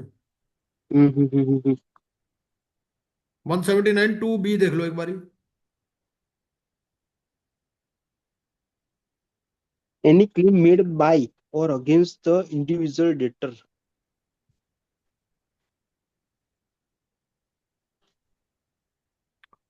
तो बेसिकली अगर डीआरटी में एप्लीकेशन लगी है तो डीआरटी में जाएगा, और अगर वहां लगी है एनसीएलटी में तो एनसीएलटी में जाएगा। Adjudicating authority should be the answer, है ना? बट सर, हेलो सर, पर ये छोटी छोटी बात पे थोड़ी सर डीआरटी और NCERT will be entertain, there would be a भैया देखो, representative like. RP claim entertain नहीं कर रहा, क्या करेगा? सिर फोड़ेगा, कहीं तो जाएगा। हम्म, सही है सर, वो बात भी सही है सर, डेफिनेटली सर, सही है सर, प्लीज फर्दर सर। अच्छा, इसके अलावा आप एक बार सेक्शन 155 या 156 भी देख लो। 155। 153 देखो जरा। 153, approval hmm. Of creditor for certain certain acts. यहाँ पर नहीं है ये, ठीक है ना? हम्म 153 में नहीं है, सीओसी के पास नहीं जा सकता। हम्म। वो कहाँ जाएगा? एडजुडिकेटिंग नहीं अथॉरिटी सर, के पास। सर यहाँ पे तो सीओसी फॉर्म ही नहीं हो सकती ना सर, कि हो सकती है हो सर? सकती है, क्यों नहीं हो सकती? कमिटी ऑफ कमिटी, वर्ड नहीं कमेटी नहीं सर। लिखा उसने, क्रेडिटर्स लिखा। क्रेडिटर क्यों लिखा? इसलिए लिखा कि क्रेडिटर हो सकता है कम हो, एक या दो हो, है ना? हाँ सर, यस, आपने कल इसीलिए ऐसा वर्ड बोला था उसने सर। यूज किया, क्रेडिटर्स मीटिंग यूज किया उसने, लेकिन कमेटी एग्जैक्टली वर्ड यूज नहीं किया। इट माइट बी वन लेकिन और लेस देन। 153 में तो कमेटी भी लिख दिया। The bankruptcy trustee for the purpose of the chapter में after procuring the approval of the committee of creditors. तो 153 में तो कमिटी ऑफ क्रेडिटर्स भी वर्ड यूज किया। कमिटी ऑफ क्रेडिटर्स बराबर, अप्रूवल ऑफ सीओसी। तो यहां पर क्या सही है आएगा? सर। इसका आंसर ए हो जाएगा। और इसके लिए ये आपको सेक्शन 60 सबसेक्शन 2 पढ़ लेना है। सेक्शन 60 सबसेक्शन 2 पढ़ लो एक बारी जरा।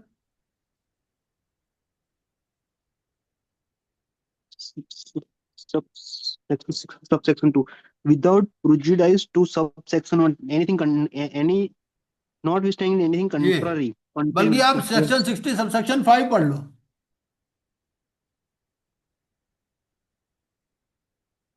enclosed shall have jurisdiction to entertain or dispose of any application or proceedings by or against the city or corporate debtor. Any claim made by or against the corporate debtors or corporate person, including claims by or against any of the subsidiaries situated in India, or any questions of priorities or any question of law or fact arising out hmm, of. तो यहां पर लगा देगा वो, section 60 subsection 5 में। और इसको आप पढ़ लो along with section 179।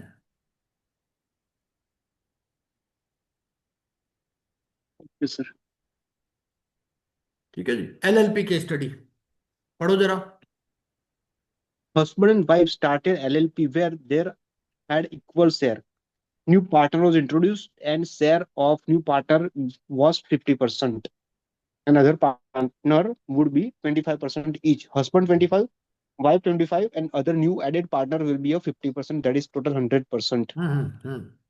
In that case, is question number one: the new partner approach third party for business of a new firm.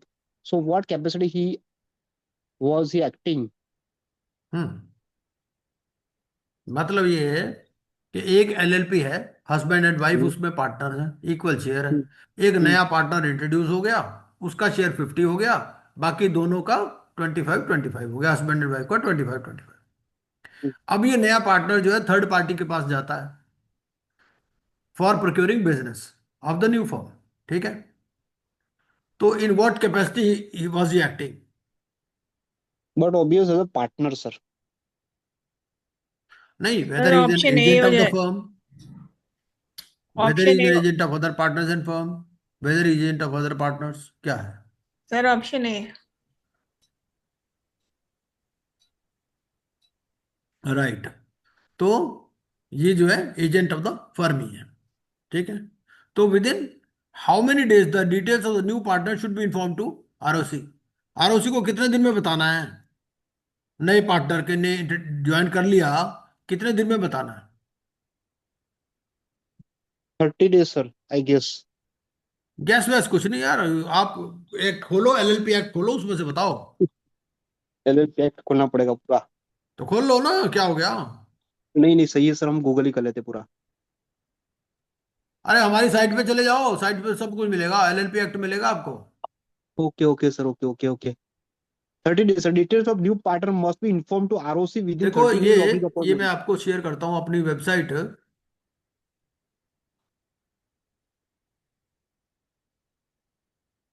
तो वेबसाइट ये माइट, नजर आ रही है ना? Yes sir, might be sorry to say but not be that much of क्या? Updated नहीं होती sir कभी कभी। कौन सी? मतलब एनी सीए की मतलब सर, नहीं एक बार अपडेट जब मतलब समझा नहीं। अपडेट नहीं सर, वो रूल्स और रेगुलेशन नहीं अपडेट कर पाते, हमारी खुद की वेबसाइट भी ऐसी है सर। एक बार बना के छोड़ दिया, उसके बाद नॉट अपडेटेड फ्रॉम ना ना टाइम ना टू ना, टाइम। हमें तो ये तो वेबटेल के थ्रू है ना, तो होती है अपडेट ये तो। ओके सर, ठीक है सर, ठीक है, सॉरी सर। ऐसा कुछ नहीं है। अपडेट में ओके। कॉर्पोरेट लॉज में जाओ, कॉर्पोरेट लॉज में एलएलपी एक्ट में जाओ। हम्म ये हम्म एलएलपी हम्म एक्ट खुल गया। Okay sir. अब एलएलपी एक्ट में आपको क्या बताना है? डिस्क्लोजर, है ना? Yes yes yes yes. Incorporation of limited liability partners.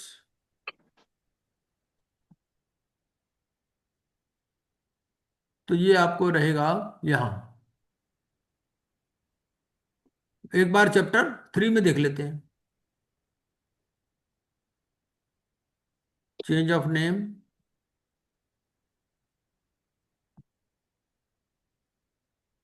Publication of name and limited liability, effect of registration. उसके बाद में chapter 4 partners and their relations, eligibility, relationship, cessation, registration of change in partners. आ गया section हम्म 25, नजर आ रहा ना? Yes sir, आ रहा है सर। हाँ। हाँ, तो क्या आ रहा है बता रहा सर। है ये? पहला पढ़िए 25(1). Every partner shall inform the LLP of any change in his name or address within a period of 15 days of such change. तो 15 देखो सर, पहली 15। बात तो ये है कि अगर पार्टनर ने एलएलपी को कब बताना है, पार्टनर ने एलएलपी को बताना है अगर उसका नाम चेंज हो गया या उसका एड्रेस चेंज हो गया।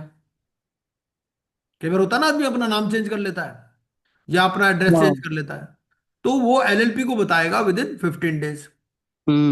सही बात है सर। अब अगला देखो, a LLP shall where a person becomes or ceases to be a partner, नया पार्टनर आया या पुराना गया, तो file a notice with registrar within 30 days from the date he becomes or ceases to be a partner. यही हमारा सवाल था, है ना? हम्म तो हमारा है 25(2)A। और नीचे भी बोल रहा हूँ सर, एड्रेस का भी 30%, मतलब any any any changes in need, it will be direct 30% inform to ROC in case of हाँ। एलएलपी। 30 days हम्म ना सर, इंटीमेशन के लिए 30 days sir. Hmm. Anything constitution change. हाँ। Okay sir, thank you sir. तो ये हो गया हमारा 25(2)A। 2A, okay sir, okay okay. वैसे यहाँ पर अगर मेरी साइट पे जाओगे ना, ज्यादातर अपडेटेड रहता है क्योंकि वेबटेल कंट्रोल कर रहा है इसको। ओहो, ऐसा है सर, सही है सर। हम्म। क्या पैसे सर देते हैं भाई इसको, हम हर साल उसको। नहीं कंट्रोल कौन कर रहा है sir? Webtel. Control by Webtel, okay okay, it's Webtel Electrosoft है ना। ओके ओके सर, वही है वही है, ओके ओके। तो हाँ क्या हाँ होता है, हाँ। कुछ मटेरियल हमने अपना डाल रखा है, जैसे आईबीसी वाला मटेरियल, वैल्यूएशन का मटेरियल हमने अपना डाल रखा है साइट पे। Okay sir. और कुछ मटेरियल वो बोर करता है, जैसे इनकम टैक्स में हम तो रोज चेंज नहीं कर पाएंगे ना, लेकिन जैसे हम्म चेंज होता है तो वो, अगर उसमें कोई गलती भी होती है तो हम उसको बताएंगे तो ठीक कर देता है वो, okay sir, okay sir, okay sir, okay okay okay. है ना? तो हाँ सर, इसका अभी आंसर हो गया हमारा 25(2)A, 25(2)(1), है ना?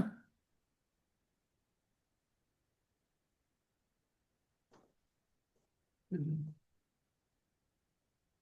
25(2)(1). देखो ऐसा होता है, अगर इस तरह से पढ़ो ना तो फिर जल्दी से भूलता नहीं है। अगर ऐसे तुक्के मार मार के पढ़ते रहो फिर वो भूल जाता जल्दी। थोड़ी सी मेहनत करो तो याद रहता। ये है। अब जल्दी से नहीं भूलेगा, है ना। तो हम्म। क्या है, 30 डेज। प्रोफेशनल एथिक्स की स्टडी।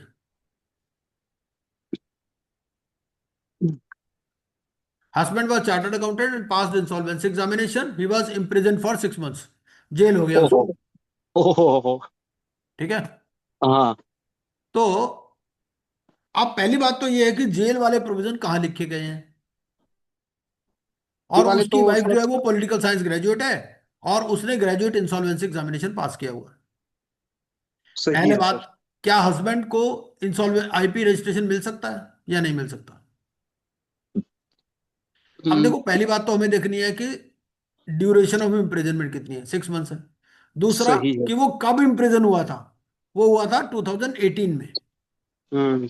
अभी मान लो ये 25 या 26 चल रहा, ठीक है ना। तो 7 साल यस हो सर। गए। हाँ हाँ हाँ हाँ। तो हमें ये प्रोविजन, पहले बात तो ये ढूंढना कहां पर है, पहले तो ये बताओ।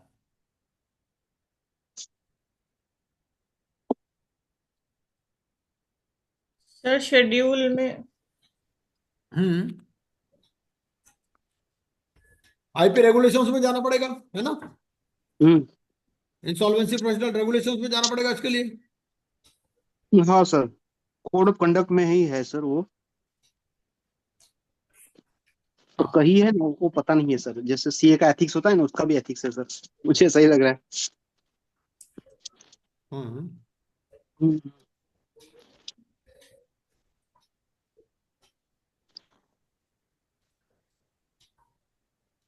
ये देखो आप इंसॉल्वेंसी प्रोविजनल रेगुलेशंस में देख लो, और रेगुलेशंस में देख लो रेगुलेशन नंबर 4। रेगुलेशन नंबर 4 क्या बोलता है।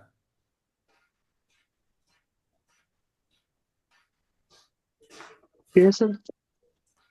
ये 4(1)(d) पढ़ लो।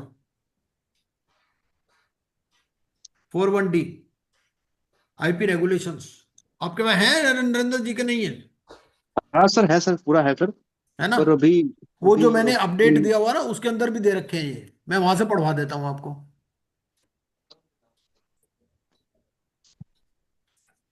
4(1)(d)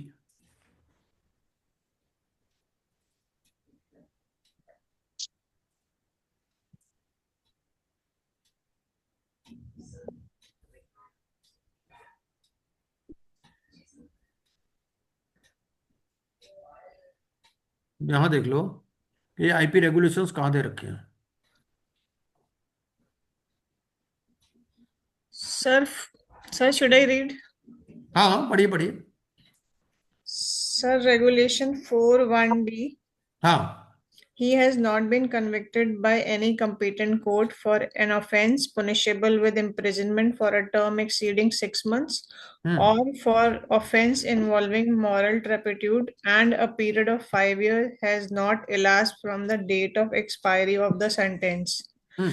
So 6 months से ज्यादा अगर पनिशमेंट है तब एलिजिबल नहीं है। हाँ, अभी तो इसमें क्या लिखा है, इसने तो सिक्स इसमें मंथ लिखा। ठीक है इसमें ना। 6 मंथ है। तो 6 मंथ में तो कोई दिक्कत ही नहीं है। दूसरी बात ये कि और पीरियड 5 years का पीरियड इलास्ट होना चाहिए अगर है तो। हाँ, तो इसका 5 इयर्स का पीरियड elapse हो चुका, है ना। क्योंकि ये जो है ये तो 2018 में कन्विक्ट हुआ था, अब पेपर दे रहा है 25 या 26 में। ये एग्जाम जब पूछा जा रहा है, वो कब पूछा जा रहा है, 25-26 में पूछा जा रहा है। अगर आज की डेट में आ जाए तो क्या है, 5 साल हो चुके हैं ना उस बात को। अगर मोर देन 6 मंथ्स भी होता तो भी एलिजिबल था। सही है सर, सही है। ठीक है ना। हाँ। लेकिन ये जो है मॉरल टर्पिट्यूड में ही नहीं है, ये मॉरल टर्पिट्यूड में अलग चीज है। मॉरल टर्पिट्यूड में वो 6 मंथ्स वाला क्लॉज नहीं अप्लाई होता। वो क्या क्या होता है बोलता है, sir? Has been convicted by any competent court for an offence punishable with imprisonment फॉर a term exceeding 6 months और for an offence involving moral turpitude. चाहे मॉरल वो क्या होता है टर्पिट्यूड में आपका कन्विक्शन हुआ, चाहे 2 महीने का ही कन्विक्शन हुआ, तो भी आप इनएलिजिबल हो जाओगे। सर? वो क्या होता है मोरल टर्पिट्यूड? मॉरल टर्पिट्यूड होता है किसी का रेप कर दो, किसी को छेड़खानी कर दो, वो होता है मॉरल टर्पिट्यूड। मतलब वो सीपीसी वाला सर? हाँ हाँ हाँ, बिल्कुल। Okay sir. ठीक ओ है। हो। या ओके। फिर आप मॉरल टर्पिट्यूड में करप्शन भी आ जाता है, ब्राइब लेते हुए पकड़े गए आप, तो वो भी मॉरल टर्पिट्यूड है। ओ हो। एंड बढ़िया period sir. Of 5 years has not elapsed. Okay ठीक है। सर। हम्म। चलो, बड़ा अच्छा सवाल पूछ लिया आपने। अब मॉरल टर्पिट्यूड का मतलब बता दो। Moral turpitude. हाँ, मॉरल टर्पिट्यूड में एक बार गूगल पे सर्च करो। मॉरल टर्पिट्यूड में जो ऑफेंस आ जाता है, एक तो सेक्सुअल ऑफेंसेस आ जाते हैं, उसके अलावा जो ब्राइबरी वगैरह, आपने मान लो तेल में पानी मिलाते हुए पकड़े गए, तो भी मॉरल टर्पिट्यूड है। समझ रहे हो? नकली घी बनाते हुए पकड़े गए, नकली पनीर बनाते हुए पकड़े गए, क्या मॉरल टर्पिट्यूड है? यस। ठीक है। तो इसमें क्या देखना है अपने को, एक तो मोर देन 6 months होना चाहिए, या फिर मॉरल टर्पिट्यूड, और फिर 5 years अगर हो गए तो भी एलिजिबल है। ठीक मतलब है। सर इसमें तो फ्रॉड भी लिखा है सर, थेफ्ट, एम्बेजलमेंट। हाँ, बस वो सब भी, हाँ फ्रॉड। बिल्कुल। आप मान लो डकैती करते हुए पकड़े गए तो मॉरल टर्पिट्यूड है। Okay sir. हाँ। तो ओके इसमें सर। 2-3 बातें क्या निकली। पहली बात, हम्म। इम्प्रिजनमेंट मोर देन 6 months होना चाहिए। ये सिक्स हम्म। मंथ वाली क्लॉज मॉरल टर्पिट्यूड में नहीं चलेगी। और अगर हम्म। 5 years हो गए तो भी एलिजिबल है वो। इस केस हम्म। में तो है ही 6 month, तो कोई दिक्कत ही नहीं है। He is eligible. ठीक है। तो whether husband can be granted insolvency provisional registration, the answer is yes. ठीक है। तो ये हो जाएगा हम्म। हमारा regulation number 4 1 four D. D. 4D। हम्म।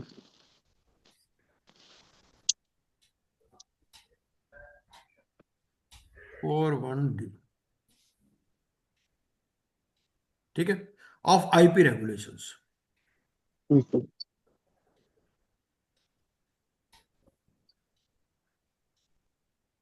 चलो, whether wife can be granted insolvency registration. Yes. Yes, because वो अब एक डिफरेंट रूट है, graduate insolvency examination, GIP root है वो।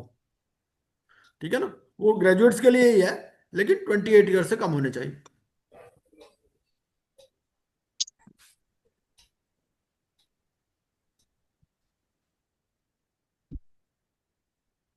अब इसके लिए रेगुलेशन नंबर बता दो बस।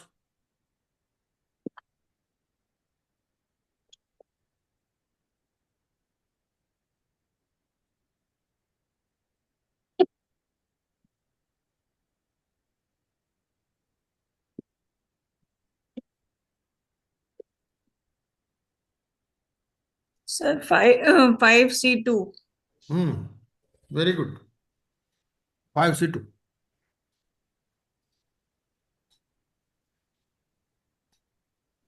बट सर सर पर उसके साथ ब्रैकेट में पोस्ट लिखा हुआ है। हाँ, तो पोस्ट तो है ही ना। पोस्ट भी है सर ये? हाँ हाँ सर सर हाँ। सर मैं ऐसा बोल रहा हूँ कि wife is a political science graduate, not a graduate insurance programme conducted by a board, that is IBBI board. नहीं, वो तो लिख दिया ना, उसके बाद लिख दिया ना, ग्रेजुएट इंसॉल्वेंसी एग्जाम पास कर लिया इसने। ओके हाँ ओके सर, हाँ सही है सर। सही पकड़े सर, हाँ सर। ये कर लिया ना। अब ये वर्ड हम्म। पोस्ट लिख दिया इन्होंने 2023 में, उसका नाम है चेंज कर दिया, बाकी एग्जाम वही है। ये क्या होता है, जितनी भी जो लॉ यूनिवर्सिटीज है ना, हम्म। जैसे अपना द्वारका में भी है लॉ यूनिवर्सिटी, एनएलयू है भोपाल, ऐसे बहुत जगह, मानेसर में है। तो ये लोग क्या करते हैं, 2 साल का फुल टाइम कोर्स होता है हम्म। ग्रेजुएट इंसॉल्वेंसी का, लेकिन वो 28 ईयर से कम वालों के लिए एलिजिबिलिटी है उसकी। हम्म। तो उसमें क्या होता है, 2 साल पूरा पढ़ाते हैं इस बारे में, और हम्म। फिर एग्जाम लेते हैं लास्ट में। इनको ट्रेनिंग भी करनी पड़ती है किसी आईपी के अंडर में या किसी एनसीएलटी वगैरह में। तो हम्म। वो भी लोग करते हैं, और 15-16 लाख रुपए लगते हैं उसमें। और हो। उसके बाद भी आईपी ही बनते हैं ये। सही है सर। हम्म। तो मेरे कई स्टूडेंट वो भी रह चुके हैं, जो वहां पढ़ते हैं, पर उनको वहां भी समझ में नहीं आता, वो कहते हैं जी आपसे पढ़ना है, ठीक है तो भाई हमारे पास आ जाओ, ठीक है। अब सर नेक्स्ट कितना क्वेश्चन। कितना रह गया है सर? ये तो हमारा तो सत्संग है, चलता रहेगा। Lunch time. Sir, आप लंच कर लो, मेरा कोई एक दिक्कत नहीं क्वेश्चन है है। हाँ जी सर, मेहता जी। मेरा एक क्वेश्चन है। Yes please. मैं आईपी रजिस्ट्रेशन के लिए, हाँ, हाँ कॉस्ट इंस्टीट्यूट में अप्लाई किया। ठीक है। वो एक लेडी, नाम है उसका, ये करिश्मा रास्तोगी। ठीक है ठीक है। She is looking the matter, लेकिन टाइम लेता है बहुत। में लग जाएंगे ना, हैं? तो सर अभी उसमें ब्रेक दे देते तो फिर दोबारा ज्वाइन कर लेते 5-10 मिनट में। तो अब तो 2 बजे तक रुक जाओ। 2 बजे लंच कर लेना। 2 बजे के बाद में फिर दोबारा कंटिन्यू कर लेंगे। ठीक है सर। अब 2 में क्या रह गया, कोई खास थोड़ी रह गया। हाँ सर, हाँ सर, हाँ सर। कहाँ थे हम लोग? यहाँ थे, है ना? हम्म। अच्छा, मिक्स क्वेश्चंस पढ़ो जरा। 2 बजे तक करते एक हैं कंटिन्यू। 2 बजे के बाद थोड़ा ब्रेक ले लेंगे आधे घंटे का, फिर 2:30 बजे फिर शुरू कर लेंगे। पढ़ो नरेंद्र जी। A give B the cow on Belmont and C had calf. So sir B. B returned what? भाई उसने अपनी गाय दी बेलवेट पे। उसने बोला भाई हम्म। मैं जो है गांव जा रहा हूँ शादी के लिए, ये मेरी गाय रख लो। अब गाय ने बछड़ा दे दिया। तो वो क्या गाय भी गाय वापस करेगा या गाय बछड़े के साथ वापस करेगा, क्वेश्चन ये है। Sir B. Yes. So the इसमें जो ये ड्यूटीज ऑफ बेल, ये क्वेश्चन कहाँ से अराइज होता है? Duties of bailor and bailee. ठीक है ना? तो हम्म। ये जो है, जो बेली की ड्यूटी है, to return the accretion if any. ठीक है ना? Christian. Okay, हाँ। sir. तो काउ विद काफ देगा ये। तो ये हो जाएगा ड्यूटीज ऑफ बेली में आ जाएगा। Duties of bailee to give any accretion along with the original bailment, originally bailed goods।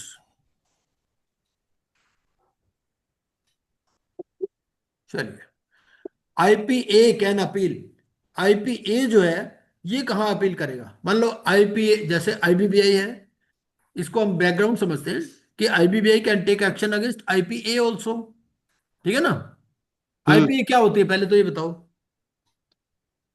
Insolvency professional agencies, sir. हाँ, तो अब Agencies. Whether IBBI can take action against IPA. Definitely, sir. Definitely. अच्छा, अगर मान लो कोई एक्शन ले लिया, अब हम्म। उसके अगेंस्ट में अपील करना चाहते हैं, तो अपील कहाँ करेंगे? एनसीएलटी में करेंगे, एनसीएलटी में करेंगे? क्वेश्चन ये फर्स्ट एलएटी ट्रिब्यूनल। एलएटी। है नहीं जी? सर, फर्स्ट है? फर्स्ट ट्रिब्यूनल, देन फिर अपीलेट ट्रिब्यूनल में जाएगा सर। नहीं, आपको आंसर सपोर्ट देना है ना, रेगुलेशन नंबर से हाँ, देना है। सही है सर, नॉट अपील। तो आईपीए के रेगुलेशंस देखो।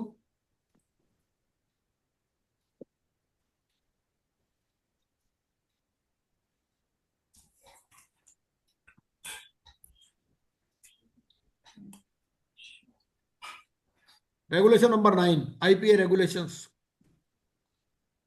An appeal may be preferred under section 202 within a period of 30 days of the receipt of the impugned order in the manner prescribed in part 3 of NCLT rules। So section 202 एक बार और पढ़ लो, तो NCLT में जाएगा ये। Section 202 पढ़ो एक बार।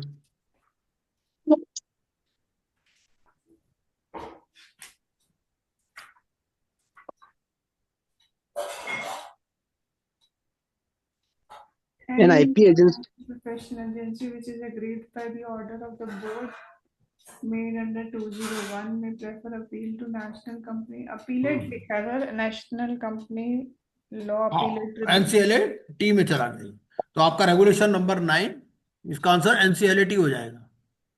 Regulation number 9 of IPA regulations read with section 202। तो सेक्शन 202 में लिखता है कि एनसीएलटी में आपको अपील करना है। रेगुलेशन कौन से पेज पे है सर? Regulation, IPA regulations. मतलब आपके पास बेयर एक्ट का पेज नंबर आ रहा है? हाँ, बेरेट का पेज नंबर 1355 आ रहा है। 355। आईपीए रेगुलेशन थोड़ा बहुत इधर उधर होगा, डिपेंडिंग अपॉन एडिशन।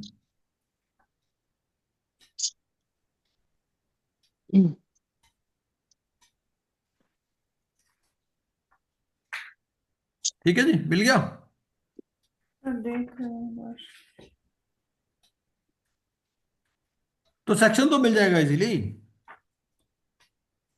सेक्शन में लिखा हुआ है बात तो ये, रेगुलेशन पढ़ने की जरूरत भी नहीं। चलिए नेक्स्ट पढ़ते हैं। In which of the following cases public announcement was not required. Public announcement किस में नहीं चाहिए? Admission of partner, dissolution of firm, retirement of partner. Public announcement is not required. In case of partnership, ये आप partnership form पढ़ लो, है ना। इन केस ऐसे ऑफ एडमिशन, पार्टनरशिप फर्म, तो पार्टनरशिप फर्म में एडमिशन अगर हो रहा है पार्टनर का तो चाहिए क्या? नो। नहीं चाहिए, वेरी गुड। डिसोल्यूशन पे चाहिए क्या? यस। यस, ठीक है। रिटायरमेंट ऑफ पार्टनर पे चाहिए क्या? यस। यस, बिल्कुल ठीक है। Actionable claims comes in which act? Actionable claims कौन से एक्ट में आते हैं? Sale of good, sale of sale good of sir. Goods में नहीं आते, ट्रांसफर ऑफ प्रॉपर्टी एक्ट में आते हैं। Yes sir. Transfer of property.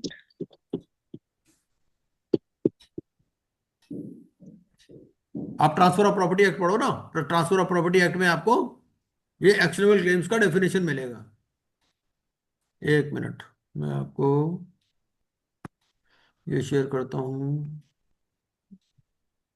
Right अपना होम, होम में आपको आईबीसी मिल गया। आईबीसी में सर देख अब मैं, जो दो नए एक्ट ऐड हुए हैं, डिजिटल वाला और एक ऐड हुआ है, हाँ उसके भी क्वेश्चन आ गए होंगे। हाँ, क्वेश्चन मैंने ग्रुप में पोस्ट किए हैं, मैं आपको भेज दूंगा। हम्म। ये ट्रांसफर ऑफ प्रॉपर्टी एक्ट है, ये ट्रांसफर ऑफ प्रॉपर्टी एक्ट आ गया ना। तो ट्रांसफर ऑफ प्रॉपर्टी एक्ट में आपके पास एक्शनेबल क्लेम्स का डेफिनेशन आ जाएगा, आपको सेक्शन 5 में मिल जाएगा मेरे हिसाब से। Sir just please share screen sir. है हाँ, ये ये मैंने अपनी साइट पे दे रखी है, transfer of property act okay IBC में। सर। हम्म।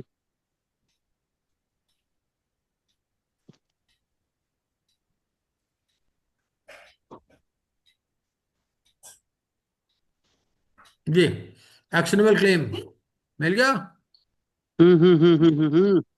है ना।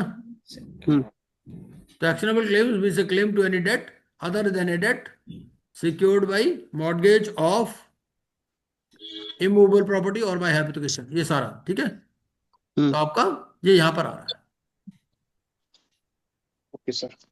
मैं तो इस जानबूझ के ऐसे देखता रहता हूँ भाई, मेरी साइट भी अपडेटेड है क्या नहीं, उस पर कोई इधर उधर तो नहीं हो गया, कई बार होता है ना। नहीं सर, ऐसा नहीं है सर, ऐसा नहीं।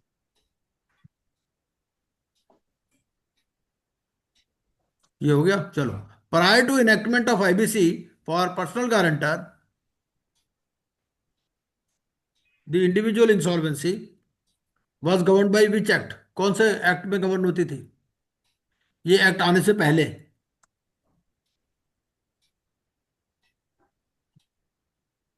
इसके लिए ना दो एक्ट थे। कौन कौन से? एक तो था प्रोविंशियल इंसॉल्वेंसी एक्ट, है ना, और एक था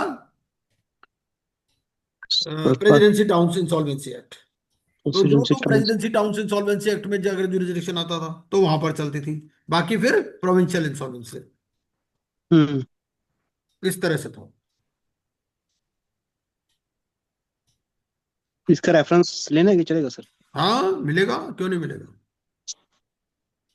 उसमें तो फर्स्ट गारंटर टू वाली फिफ्टी लिखनी फाइव में पड़ेगी मिलेगा मेरे ख्याल। इसमें ये sir. Repeal of certain acts में मिलेगा, रिपील देख लो कहां पर है। Repealed, repealed.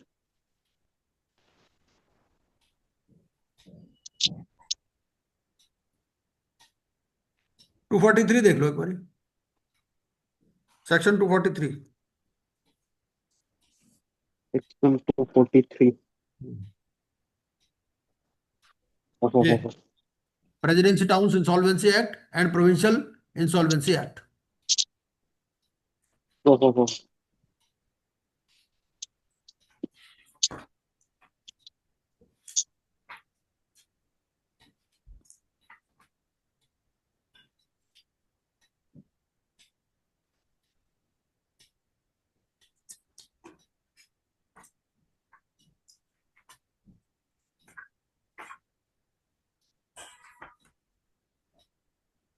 एक्ट, ठीक है जी। ये 1949 था।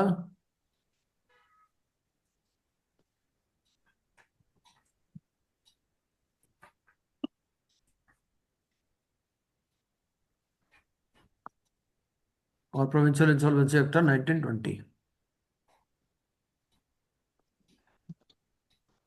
ठीक है जी। Limitation period for writ petition. Writ petition के लिए लिमिटेशन पीरियड क्या है? No limitation. हम्म क्योंकि रिट पिटिशन फाइल क्यों होती है? For violation of fundamental rights. During the period of arbitration and after the period of arbitration, but before enactment, what can be obtained? During the period of arbitration and after the period of arbitration, but before enactment, what can be obtained? Award. During the period of arbitration and after the period of... Sir, award होगा. During the period and after the period. Sir, award आएगा इसमें. नहीं, एक बार arbitration over हो गया तो फिर award क्या काहे को लोगे आप?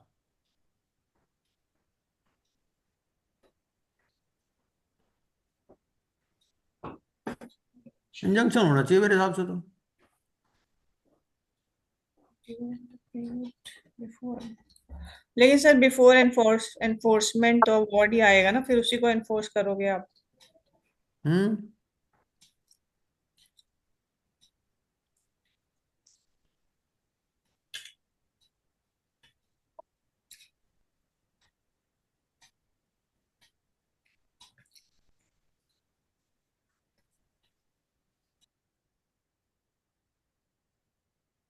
सेक्शन 9 देख लो एक बार जरा, आर्बिट्रेशन एक्ट का। तो एक मैं ना सेक्शन 9 शेयर करता हूं आपसे। What intervention?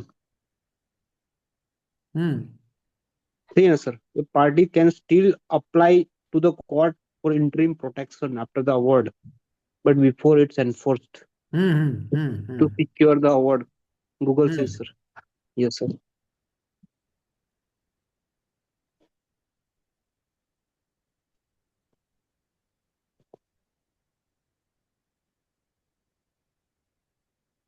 Means it would be तो the answer section would 9 be पढ़ा, क्या पता चल रहा है इससे? uh, पढ़ा तो सर उसमें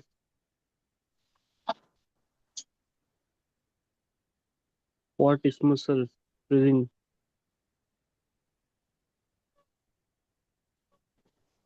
ये आर्बिट्रेशन आ गया तो ये मैं एक बार शेयर कर देता हूँ। इंजेक्शन ही लिखा है सर, स्ट्रेट लिखा है सर, हम्म इंजेक्शन लिखा है sir. Emergency arbitration for urgent matter है, emergency arbitrator under institution rule, immediate relief, injection. Hmm ये स्क्रीन नजर आ रही होगी आपको? यस सर, आ रही है सर, तो स्क्रीन सेक्शन में 9 भी। एक बार पढ़ लेते हैं।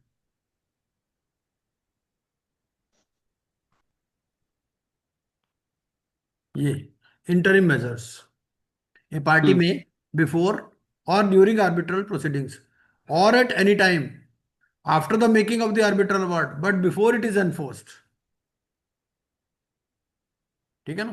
क्या क्या कर सकते हैं? For an interim measure of protection, securing the amount in dispute, interim injunction.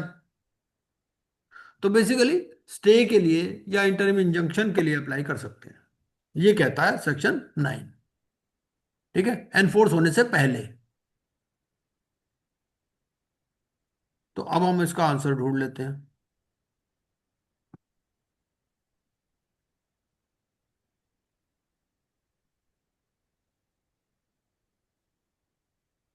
होंगे ये। ठीक है जी। तो इंजंक्शन हम्म, आंसर होगा इसका, इंजंक्शन।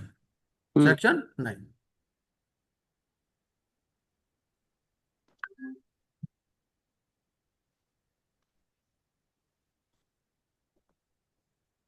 हेलो।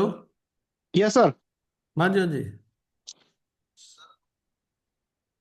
अभी ऐसा है, अभी अभी ना, अब तो बस हम 2 बजे तक ही कर रहे हैं इसको, 2 बजे के बाद में फिर 2:30 बजे करेंगे।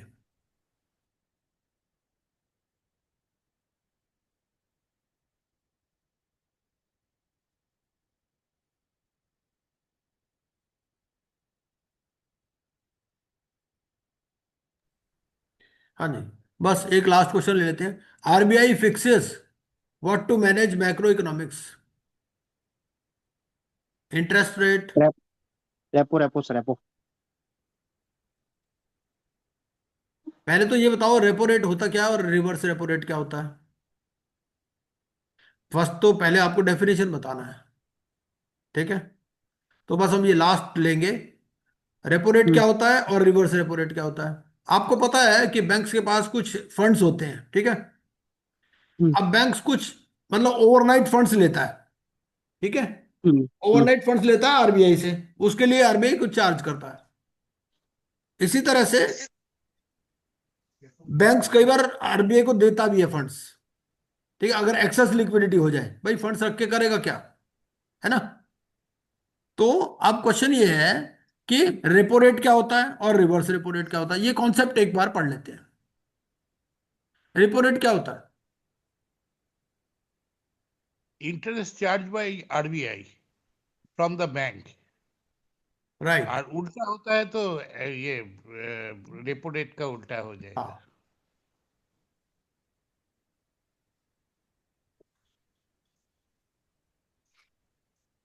तो ये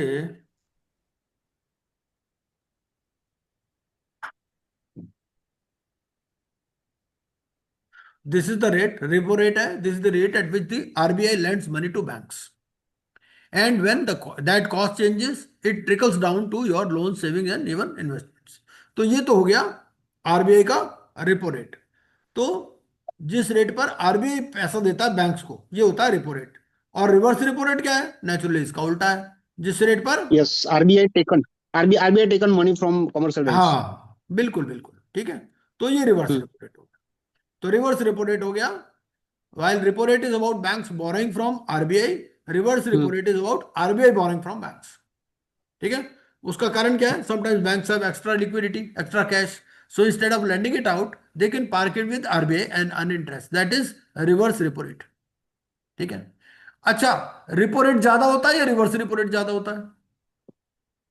but obvious sir, repo. Right. Ultimately RBI is a main authority sir, हाँ अल्टीमेटली हाँ बिल्कुल बैंकर्स बिल्कुल बैंक।